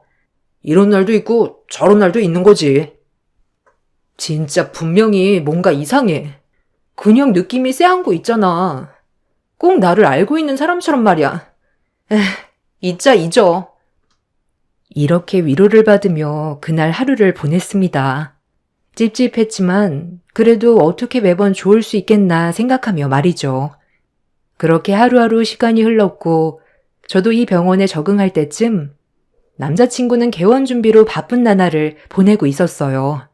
개원 준비를 하며 프로포즈를 받았지만 산 넘어 산 넘어야 할 고비들이 굉장히 많았답니다. 연애는 둘이 하는 거지만 결혼은 가족이 만나는 거니 남자친구 부모님을 만나게 되는 일이 너무 걱정스러운 건 사실이었어요. 혹시 아들이 의사라고 저를 무시하진 않을까 하며 마음을 졸였습니다. 남자친구 부모님을 만나러 가는 날 남자친구가 이런 소리를 하더군요. 일단 우리 집 들어가기 전에 우리 엄마 보고 놀라지 마. 알겠지? 아무래도 우리 엄마가 며느리 욕심이 좀 있었거든. 무슨 소리야? 혹시 나 마음에 안 들어 하시는 건 아니지? 진작 정부칠 겸 찾아뵀어야 했나? 아, 너무 떨린다. 엄마가 말이나 표정은 쌀쌀 맞아도 처음이라 그러신 거니까 너무 놀라지 말고. 일단 오늘은 엄마 기분 좀 맞춰주라. 당연하지. 그래도 오빠 이렇게 훌륭하게 키워주신 분인데 내가 최대한 어머님 마음에 들게 행동할게. 걱정 마. 이렇게 말은 했지만 걱정이 많이 되었어요. 그리고 남자친구가 이렇게 말을 하니 더 무서웠습니다. 그래도 매도 먼저 맞는 게 낫다고 일단 저를 그렇게 썩 내켜하지 않으신다는 걸 알게 되고 오히려 마음은 편했네요. 올라갈 길만 남았으니까요. 최대한 긍정적으로 생각하고 남친과 남친 부모님 선물을 사서 약속한 장소로 도착했습니다. 심호흡을 하고 들어갔죠. 안녕하세요, 어머님, 아버님. 처음 뵙겠습니다. 저는 윤세인이라고 합니다. 잘 부탁드려요. 오빠한테 말씀은 많이 들었어요. 인사를 하고 고개를 들어보니 너무 당황스러웠습니다. 어머님이 그 전에 스케일링을 저에게 예약하신 분이 아니겠어요? 너무 놀라 얼어붙어 멍하니 서 있자 어머님께서는 찻잔을 내려놓으시며 똘똘한 표정으로 말씀하셨어요. 반가워요. 저면이 아닌 거는 알고 우리 구면이죠? 우리 아들 만나는 사람 내가 너무 궁금해서 한번 찾아가 봤는데 혹시 미리 내가 찾아갔다고 해서 언짢거나 불편한 건 아니겠죠? 아무래도 내가 직접 두 눈으로 봐야 할 것 같아서요. 우리 아들이 워낙 순진해서 말도 안 되는 사람한테 당하고 있는 건 아닌지 내가 꼬치꼬치 물어봐서 찾아간 거예요. 괜찮죠? 세인아, 자초지종은 내가 나중에 설명할게. 그때 엄마가 널 많이 궁금해하셔서 어쩔 수가 없었어. 따로 밖에서 만나자고 하기엔 너가 너무 부담스러울 것 같았고 그래도 자연스레 얼굴도 트고 이렇게 봐도 나쁘지 않을 것 같았어. 할 말을 잃었습니다. 너무 속상해했던 환자가 남친 어머니였고 절 일부러 보려고 예약을 했다니요. 그것보다 예약을 하고 와서 얼마나 마음에 안 들면 병원에서 그렇게 고래고래 소리를 지르며 컴플레인을 하셨을까요? 별의별 생각이 꼬리에 꼬리를 물고 있던 그때 아버님 되시는 분은 그래도 점잖이 말씀을 많이 걸어주셔서 그나마 정신을 차릴 수 있었네요. 반가워요. 그래도 둘이 만난 기간은 꽤 오래된 것 같은데 이 녀석이 도통 소개를 시켜줘야 말이지.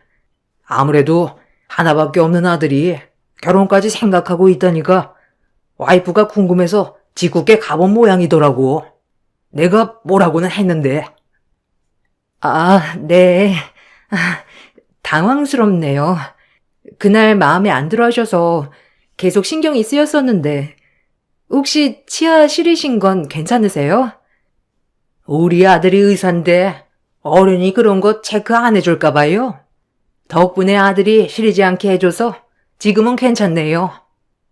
예비 시부와 시모는 성격이 정반대였습니다.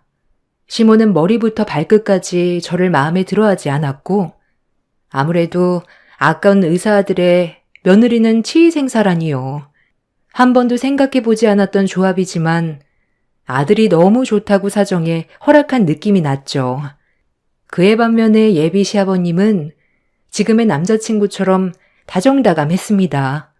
그나마 아버님이 계속 말 걸어주시고 저에 대해 궁금해해 주신 덕분에 불편한 식사 자리를 화기애애하게 끝낼 수 있었어요. 식사 자리를 마치고 남친과 저 이렇게 둘만 남았습니다. 일단 너무 화가 났죠. 아까는 어른들 계시는 자리라 별말을 못했지만 어떻게 나에게 언질 한번 주지 않냐 화를 냈어요. 남자친구와 사귀는 기간 동안 이렇게 화를 낸 것은 정말 처음이었고 남자친구도 많이 당황했는지 싹싹 빌었어요. 도무지 화가 가라앉지 않았지만 그래도 이렇게 잘못했다고 하는 남친을 보니 어물쩍 넘어가는 사건이 되었어요. 어머님이 절 너무 마음에 안 들어해서 마음에 걸렸지만 우리 부모님들은 남자친구를 매우 좋아했고 예비 시아버님만은 옆에서 좋은 말씀 많이 해주셔서 어머님은 차차 결혼하면 친해져야겠다 생각하고 결혼을 준비해 나갔어요. 그렇게 결혼식이 다가오는 어느 날 남자친구 핸드폰을 우연히 보다 남자친구가 했던 잘못들을 알게 되는 사건이 있었어요. 지인에게서 온 카카오톡 메신저에는 지인의 지인들이 부탁한 진단서 허위 작성 목록들이 있었죠. 지인에게 돈을 받고 허위로 진단서를 작성해주는 작업을 그동안 해왔던 겁니다. 너무 놀래고 손이 떨렸어요. 이제 개원도 해야 하고 의사로서 경력도 쌓아가던 그때 허위 진단서 작성이라뇨.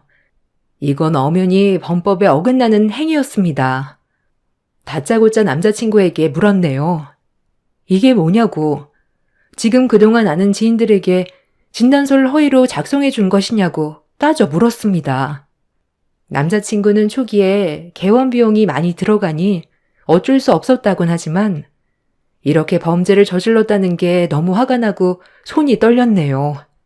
내가 이 사람을 평생 신뢰하고 살 수 있을까 싶기도 했고요. 당장이라도 신고하고 싶었지만 일단 자초지종을 알아야겠어서 남자친구를 몰아세웠어요. 이게 어떻게 된 일이냐고 설명이 필요하다고 말했죠. 오빠, 이게 뭐야?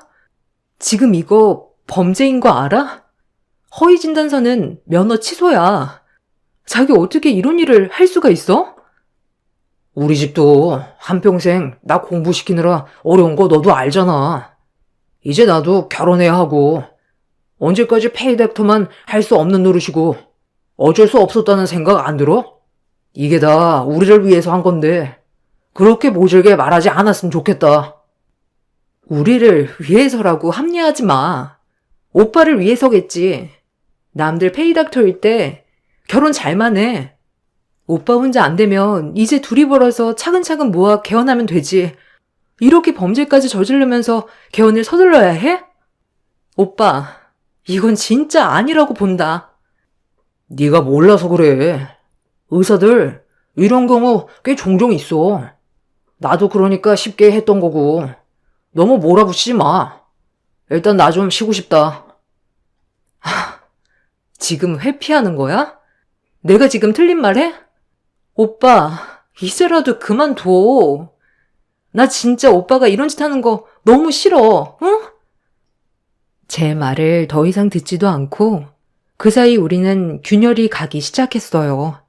그 대학병원 인턴 시절에 만났던 순수했던 남자가 맞나 싶기도 했고 뭐가 이렇게 변하게 만들었나 싶었죠. 병원 하나 거뜬히 개원시켜줄 여자를 만났으면 이런 일은 절대 하지 않았겠지 생각하며 제 자신도 자책해보고 계속 울기만 했습니다. 그러다 꼬리가 길면 밟힌다고 진단서 작성을 원했던 사람이 신고가 들어가게 되면서 제 남친도 같이 신고 접수가 되었죠. 하늘이 무너지는 줄 알았습니다. 불법에 가담하여 경찰 조사를 받고 있는 꼴이라뇨. 일단 부모님께는 비밀로 하고 이 상황을 어떻게 풀어나가야 할지 하루 종일 뛰어다녔네요. 계속되는 조사에 결국 남자친구는 허위 진단서 작성이란 죄목으로 벌금과 면허 취소가 되었습니다. 결국 의사 면허가 취소되는 지경에 이르고서야 남자친구는 이제야 정신을 차리나 싶었죠. 결국 다니던 병원에서 해고를 당하고 남자친구는 갑작스럽게 실업자가 되었어요. 저와 남자친구가 그나마 연인인 걸 몰랐던 병원 분위기라 저는 계속 다닐 수 있게 되었고 병원 직원들도 너무 충격적이라 하루 종일 남자친구 얘기를 달고 살았어요. 너무 고통스러웠습니다. 그럼에도 저는 꿋꿋이 참고 다녔어요. 저라도 정신을 차리자 싶어 이악 물고 더 열심히 일했네요. 이 사건 자체를 저와 남자친구 외에는 몰랐던 일이라 양가 부모님들께는 비밀로 하기로 했어요. 혹시라도 두 집안 부모님들이 충격받으실까봐 저희끼리 애써 수습하며 그래도 결혼 준비는 해 나갔네요. 결혼을 하면 그래도 가정이 생기니 철없던 남자친구도 변할 거라 생각하며 결혼을 이어나갔습니다. 의사 면허는 3년이 지나면 재교부 신청 허가에 따라 진행을 할 수 있기 때문에 3년만 제가 고생하기로 했습니다. 물론 남자친구는 저에게 정말 미안해했고 자신의 잘못을 뉘우치는 모습을 많이 보였기에 저로서도 용서를 할 수 있었습니다. 그렇게 결혼식을 진행하게 되었고 저희는 더 열심히 살아갔어요. 남편은 재교부 신청을 준비하면서 공부를 하고 밤에는 아르바이트를 하며 지냈고 저 역시 치과에서 열심히 일을 한 덕분에 치과 총괄 실장이라는 자리에 오르게 되었네요. 그래도 시어머님은 저를 못마땅히 하셨어요. 시간이 지나면 해결될 것 같았던 고부 사이는 시간이 지날수록 악화되는 듯 했죠. 처음엔 다 맞춰드리자 생각했지만 저 역시도 집안의 가장으로 너무 힘든 시기를 보내고 있는 찰나에 어머님께서 아들을 두둔하시며 저를 못마땅히 하실 때마다 저 역시 어머님을 미워하는 시간이 차곡차곡 쌓여만 갔습니다. 아무래도 남편이 아르바이트를 한다고 해도 집 대출비제, 고정생활비에 제 벌이로도 넉넉지 않았던 건 사실이었어요. 이렇게 돈에 쪼들리니 사람의 마음에 여유가 없어져 갔습니다.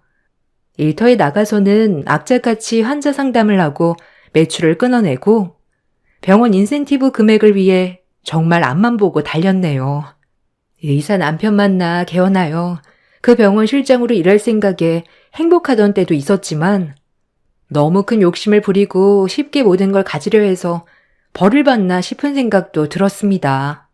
그렇게 결혼한 지 1년 정도 되던 즈음 저희에겐 소중한 아기 천사가 찾아왔죠. 당장 생활비도 모자란 시점에 아기 천사가 찾아와 준 것이 그리 달갑지는 않았어요. 하지만 남편이 너무 좋아했고 아기가 생기니 아르바이트도 더 열심히 하는 모습에 또 힘을 냈답니다. 아무래도 병원 특성상 바쁘게 돌아가는 만큼 임신을 했다는 사실을 오픈하고 일을 한다는 게 쉬운 게 아니었어요. 요즘 세상이 달라졌지만 그래도 사실 눈치는 많이 보였거든요. 그래도 엄마는 강하기 때문에 열심히 일을 해 나갔습니다. 뱃속에서 응원해주는 아기 천사와 집에서 열심히 재기하려고 준비하고 있는 남편이 있었기 때문이었죠. 제가 낮에 나와 일을 하고 남편은 집에서 낮엔 공부를 하였기에 집에는 늘 사람이 있었어요. 어느 날 친정 부모님께서 반찬을 해서 집에 가져다 주셨습니다. 낮에 남편이 집에 있는 것을 보고 부모님도 많이 놀라셨죠. 부모님은 아직도 페이닥터로 일을 하는 줄 아시거든요. 엄마는 역시 다르다고 남편의 모습을 보고 저희 집이 심상치 않다는 걸 눈치챘었어요. 그러곤 전화가 왔죠. 세인아, 엄마다. 혹시 오늘 일 끝나고 집에 좀 들릴 수 있니? 엄마가 너한테 물어볼 말이 좀 있는데 시간 되니? 저도 엄마 아빠에게 임신 소식을 알려드리고 싶었던 찰나에 잘됐다 싶어 알겠다고 한 뒤 저녁이 되어 친정집에 들렸습니다. 엄마, 나 왔어요. 나도 엄마 아빠한테 깜짝으로 알려줄 소식이 있었는데 때마침 전화했네. 역시 우린 통한다니까. 너 사실대로 말해. 최서방 지금 혹시 휴직했니?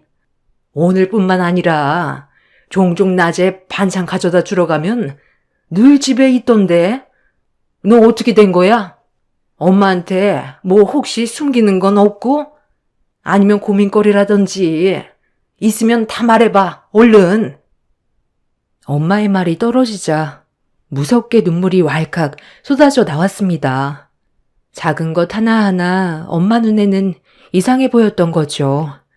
우리 딸이 행여 혼자 고생하진 않을까 걱정해 주시고 마음이 많이 아프고 죄송스러워 고개를 들지 못하였습니다. 결혼 전에 일이 좀 있어서 자세히 말은 못하지만 오빠 의사면허가 취소되었고, 그래서 지금 재교부 신청 생각하고 있어서 엄마랑 아빠는 너무 걱정 안 해도 돼. 당장 오빠가 일을 못하더라도 저녁에 아르바이트 하고 있고 그렇게 우리 힘들지 않아. 오빠 면허 다시 신청되면 걱정 없고 그러니까 엄마 아빠 너무 걱정하지 마요. 설사 안 되더라도 젊은 사람 둘인데 이 세상 잘 살 수 있지 못 살겠어? 그러니까 걱정 붙들어 매세요. 알겠지? 미리 말 못해서 너무 미안해, 엄마, 아빠. 너가 괜찮다면 됐어. 우리 딸 금전적으로라도 힘들면 아빠한테 미리 말하지. 재서방도 힘들었겠다. 에휴, 미리 말을 하지. 엄마는 제 말이 끝나고 절 많이 안아주셨어요. 저 혼자 아무한테도 말하지 않고 어차피 면허만 다시 신청되면 될 일이니 가족들 걱정 끼치지 말자라고 했던 것들이 오히려 더 걱정을 시켰던 것 같아 죄송했습니다. 앞으로 잘 사는 모습을 보여주면 되니 씩씩하게 울음을 그치고 엄마 아빠한테 오늘 말씀드리려 했던 임신 소식을 전해드렸죠. 역시나 엄마 아빠는 저보다도 더 기뻐하셨지만 지금 생활에 아기가 생겼다고 하니 한편으론 제가 더 고생할까 걱정하시는 것 같았어요. 먹고 싶은 건 없고 언제든지 먹고 싶은 거 있으면 엄마한테 전화해. 엄마가 맛있는 거 많이 만들어줄게, 우리 딸. 그렇게 친정에서 눈물 한 바가지를 쏟고 집으로 오는 길, 지금보다 더 단단해져야겠다 생각하며 마음을 먹었습니다. 그렇게 의지를 불끈 다지는 것도 잠시 금방 제 의지를 산산조각 내는 사건이 벌어졌고 이 계기는 저를 각성시켜 주었죠. 친정에 다녀와 집에 와보니 시어머님이 와 계시더군요. 시어머님은 저를 보자마자 다짜고짜 소리를 치셨습니다. 너 어디 갔다 이제 오니? 남편 오늘 쉬는 날 모처럼 일찍 들어와 밥이나 해줄 것이지. 지금 일 끝나고 어딜 들렸다 와? 아, 엄마. 아, 왜 그래? 세인이 오늘 잠깐 장모님 댁 다녀온다고 했어, 나한테. 내가 저녁 알아서 먹는다고 했고. 아, 왜 그래요? 그래도 그렇지. 어디 남편 혼자 집에 있는데 그렇게 돌아다니고 싶니? 내가 너 뭐 하나 보고 결혼시켰는 줄 알아? 배운 거 없고 본 데 없어도 그래도 남편 봉양 잘하겠다 싶어 끝내 결혼시킨 건데 지금 기본적인 것도 하나 안 하면 도대체 네가 우리 집안에 왜 들어와 있니? 네가 어딜 가서 의사 남편 만날 줄 알아? 호강에 겨워 요강에 똥을 싸네 이게. 어머님, 지금 말 다 하셨어요? 어머님 결혼 전부터 저 진짜 마음에 안 드셔 했던 거 다 알아요. 이유는 의사 아들 병원 하나 차려줄 며느리 없나 찾았는데 갑자기 평범한 저 같은 여자랑 결혼한다고 하니 어머님 화가 머리끝까지 나셨겠죠. 저 그래도 결혼해서 어머님 아버님한테 못한 거 없고 짧은 시간이었지만 어머님한테 맞추고 살았다시피 했네요. 첫 만남에도 어머님이 무례하게 저 찾아오셨을 때 그냥 넘어갔어요. 충분히 더 좋은 며느리 얻고 싶어 하셨을 수도 있겠다 싶었고요. 제가 지금도 그렇게 싫으세요? 제가 어떻게 해드릴까요? 어머님이 원하는 걸 말씀해 보세요. 제가 뭘 어떻게 하면 되냐고요. 남편의 면허 취소 사건 이후로 참고 독하게 앞만 보고 달려왔던 길들이 시어머님 한 소리에 와장창 무너져 버렸습니다. 평소엔 더한 말도 하시는 분이었으나 그날만큼은 친정 부모님을 떠올리니 더 화가 나 심하게 말이 나와 버렸네요. 엄마, 왜 그래? 세인이가 얼마나 나 때문에 고생하는 줄 알아? 지금 세인이 홀몸도 아닌데 이렇게 스트레스 주면 어쩌자는 거야? 엄마는 아무것도 모르면서 왜 세인이한테 뭐라고 하는 거야? 세인아, 너 괜찮아? 방에 들어가 있어, 얼른. 남편이 서둘러 제 편을 들어주었지만 시어머님은 완강했습니다. 오히려 제 탓을 하였죠. 제가 남편을 이렇게 만든 거라고 소리를 질렀습니다. 애초에 결혼을 시키지 말아야 했었다고 더 화를 내었죠. 어머님이 더 화를 내니 남편은 말을 아꼈죠. 내 아들 아주 조정 잘해놨구나. 너 우리 아들이 얼마 버는 줄 알구나 하고 나한테 대드는 거니? 우리 아들 나가서 월 3천 버는 애야. 아니, 이것보다 이제 더 벌겠지. 너같이 꼴랑 2, 300 버는 애랑 급이 같다고 생각하는 거니? 본수에 맞지 않는 시집 왔으면 처음 했던 것처럼 조신한 척이라도 해야 봐줄만 하지. 너 지금 어쩌려고 이래? 당장 이혼당하고 너랑 니애 이 집에서 쫓겨나고 싶어서 그러는 거니? 이게 아주 눈에 패는 게 없어가지고 어딜 대들어? 우리 아들이 문제라고. 너 같은 걸 만나서 아직까지 페이닥터나 하고 너만 아니었음 병원 차려주겠다는 여자들 줄 섰어. 알아? 두두둑 현관에서 물건 떨어지는 소리에 모두들 현관으로 고개를 돌렸어요. 저희 아빠였네요. 오늘 그렇게 제가 울고 간 것이 신경 쓰여 최서방 기 좀 살려줄 겸 저 위로도 해줄 겸 위로자 방문했던 것이었죠. 전 그렇게 아빠 가슴에 대못을 받고 말았습니다. 그동안 딸이 시댁에서 이런 처우를 당한 걸 본 아빠는 너무 놀라 들고 오신 소지품을 떨어뜨린 거였어요. 사돈, 지금 말 다 했습니까? 그동안 우리 딸한테 이렇게 대한 겁니까? 하나밖에 없는 우리 딸 발이 부르트도록 최서방 먹여 살린 것도 모자라서 지금 사돈한테 이런 취급받고 그동안 지내왔다는 거예요? 제가 오늘 본 광경이 사돈이 늘 우리 딸에게 하는 행동 맞나요? 자네 이런 걸 보고도 우리 딸이랑 결혼하겠다고 허락받으러 왔었나? 자네가 말해보게. 아주 교양 없게 남의 집에 아무렇지도 않게 와서 지금 뭐가 어째요? 아니, 내 말이 틀려요? 이 입장 바꿔 생각해도 이렇게 기우는 결혼 누가 좋아할 거라 생각하고 덥석 시집을 오나요? 양심도 없어 유분수지. 그 딸을 보면 그 집안을 안다고. 의사라고 홀랑 넘어가서 옳다구나 시집 보낸 그 집구석도 똑같지. 내가 우리 아들 봐서 그동안 참았는데 오늘은 못 참겠네요. 막상 말이 나온 김에 우리 애들 이혼시키자고요. 우리 아들이야 의사니 재장가 가도 잘 갈 거고 애는 그쪽 내가 키워도 상관없으니 이혼만 해줘요. 너 당장 이혼해. 너가 어디 페이닥터 할 급이니? 너 병원 차려준다고 한 사람들이 줄을 섰어. 알아? 번갈아 아빠와 남편을 보며 말을 하시는 시어머님을 보고 허탈하고 웃음밖에 안 나왔습니다. 아니, 이제 제 뒤에서 숨어 눈치만 살피는 남편이 세상 쪼다 같아 보였네요. 저랑 저희 아빠에게 이렇게 모욕을 당하는 걸 가만히 보고 있는 꼴이라니 더 이상 참을 수만은 없었습니다. 실수는 했지만 다시 만회하려고 하는 남편, 우리에게 와준 아기 천사, 이 모든 걸 내가 떠안고 갈 수 있다고 생각했어요. 아니, 이렇게 열심히 살다 보면 생활은 안정되어 갈 것 같았고 저를 좋아하지 않으셨던 어머님도 나중엔 잘했다고 칭찬해 주시겠지라고 생각했으니까 나만 참자, 나만 잘하자, 내가 더 열심히 하자, 제 스스로만 달달 볶았네요. 시아버님과는 전혀 트러블이 없었기에 더 참을 수 있을 것 같았죠. 하지만 그건 제 교만이었습니다.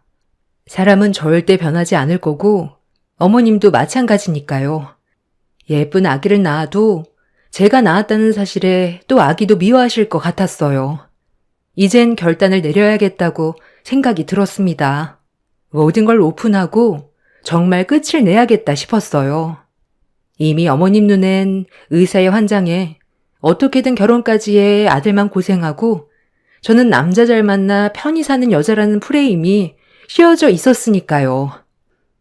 어머님 말대로 이혼하겠습니다. 근데 한 가지 아셔야 할 게 있어요. 월 3천 버는 아들이요? 아드님이 그러던가요? 세인아, 그만해. 너 지금 너무 흥분했어. 나중에 우리 둘이 얘기하자. 엄마한테는 내가 천천히 얘기할게. 진정해. 그래, 너 말 잘했다. 이혼 절대 무르지 말아라. 월 3천이 뭐니? 지금쯤 더 볼 텐데. 네가 우리 아들 같은 남자 다시 만날 순 있겠니? 애 딸린 이혼녀일 텐데. 내가 그렇게 혼인신고 늦게 하라니까. 어휴, 말도 안 듣고 정말. 이게 뭐야? 애까지 생겨서. 이제 끝이라고 생각했는지 시어머니의 막말은 여태껏 들었던 막말 중에 최고치를 향해 갔죠. 아니, 이런 김에 어서 떨어져 나가라고 저에게 더 심하게 얘기를 하는 것 같았어요. 기대에 부응해드리기 위해 저도 어머님께 모든 사실을 오픈했습니다. 월 3천 버는 아들, 치과 의사 면허 잘린 지가 언젠데 아직도 우리 의사 아들 하세요. 어머님 아들 지금 제가 먹여 살리고 있어요. 아세요? 결혼 전에 이미 면허 취소 당했고요. 지금은 아무것도 없는 백수입니다. 근한 대출도 안 나는 백수요. 알겠어요? 어머님, 머리 회전 빠르신 분이니 알아들으셨을 것 같아요. 무슨 말인지. 어머님 백수 아들, 그동안 저녁에 아르바이트 하면서 그냥 지내고 있어요.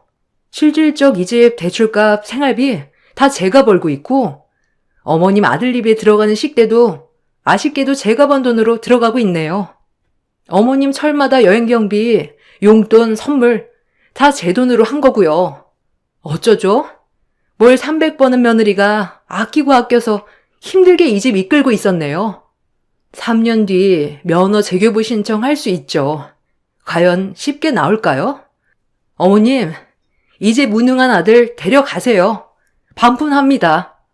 전 이제 여기서 손댈 거고, 어머님 하신 말씀대로 아드님 재장가 가시는데 방해되지 않게 태어나지도 않은 저희에게 친권 양육권 제가 가져갈게요. 더 이상 왈가왈부 말고 협의 이혼으로 끝내죠. 하고 방에 들어가 아빠 보고 트렁크 싸는 걸 도와달라고 했네요. 그래도 시어머님은 남편을 보고 무슨 말이냐고 하면서 길길이 날뛰었습니다. 그토록 믿는 아들, 이제 의사 면허도 없는데 어떡하나요? 남편도 제가 이렇게 터트릴 걸 예상 못했는지 더 이상 아무 말도 없었고요. 시어머님은 놀다 남편 보고 얼른 얘기하라고 다그치는 모습 뒤로 짐 싸서 나왔네요. 집 가는 길 친정 아빠 보고 너무 죄송하다고 했어요. 친정 아빠는 그래도 집 가는 길 절 많이 다독여 주시고 위로해 주셨습니다. 친정에 와 남편, 아니 전 남편 전화를 받고 협의 이혼하기로 결정했네요. 그동안 제가 뭘 지키려고 이렇게 아득바득 미련하게 살았나 싶기도 하며 허탈했습니다. 이혼을 하고 남편은 면허 재교부 신청이 이루어지지 않아 로스쿨 준비를 하고 있고요. 이혼을 결정했지만 중간에 시어머님의 장문에 톡도 와 있었고 미안하다는 말, 제가 꼭 듣고 싶었던 그런 말이 와 있었습니다. 하지만 절대 용서되진 않고요. 전 남편이 힘들어해 문자를 보내셨다는 것도 알거든요. 어머님의 욕심을 쉽게 내려놓을 수 없다는 걸 알기에 문자를 보고 그냥 일십했네요. 그리고 번호를 차단했습니다. 더 이상은 엮이고 싶지 않아서요. 잘못 끼운 단추 지금이라도 다시 끼우려고 노력 중입니다. 그동안 아이는 출산하여 간간히 면접, 교섭권에만 아이를 만납니다. 남편이 시험에부터 다시 떳떳해지면 프로포즈를 하겠다고 재결합을 하자고 하고 있고요. 이제는 이런 말에 흔들리지 않고 제 자신을 지키고 제 인생을 살아가 보고 있습니다. 전 남편이 많이 원망스럽지만 그래도 인생에 이렇게 큰 교훈을 남겨줬던 사람이라 좋은 기억만 남기려고 애쓰고 있어요. 쓰다 보니 길지 않은 인생, 저에게도 큰 시련 하나가 왔다가 갔구나 싶네요. 지금은 많이 단단해진 것 같아요. 제 인생엔 무엇과도 바꿀 수 없는 우리 딸이 있기에 오늘도 열심히 살아간답니다. 이 시대의 돌싱맘들 화이팅을 남기며 글을 마칠게요. 읽어주셔서 너무 감사합니다.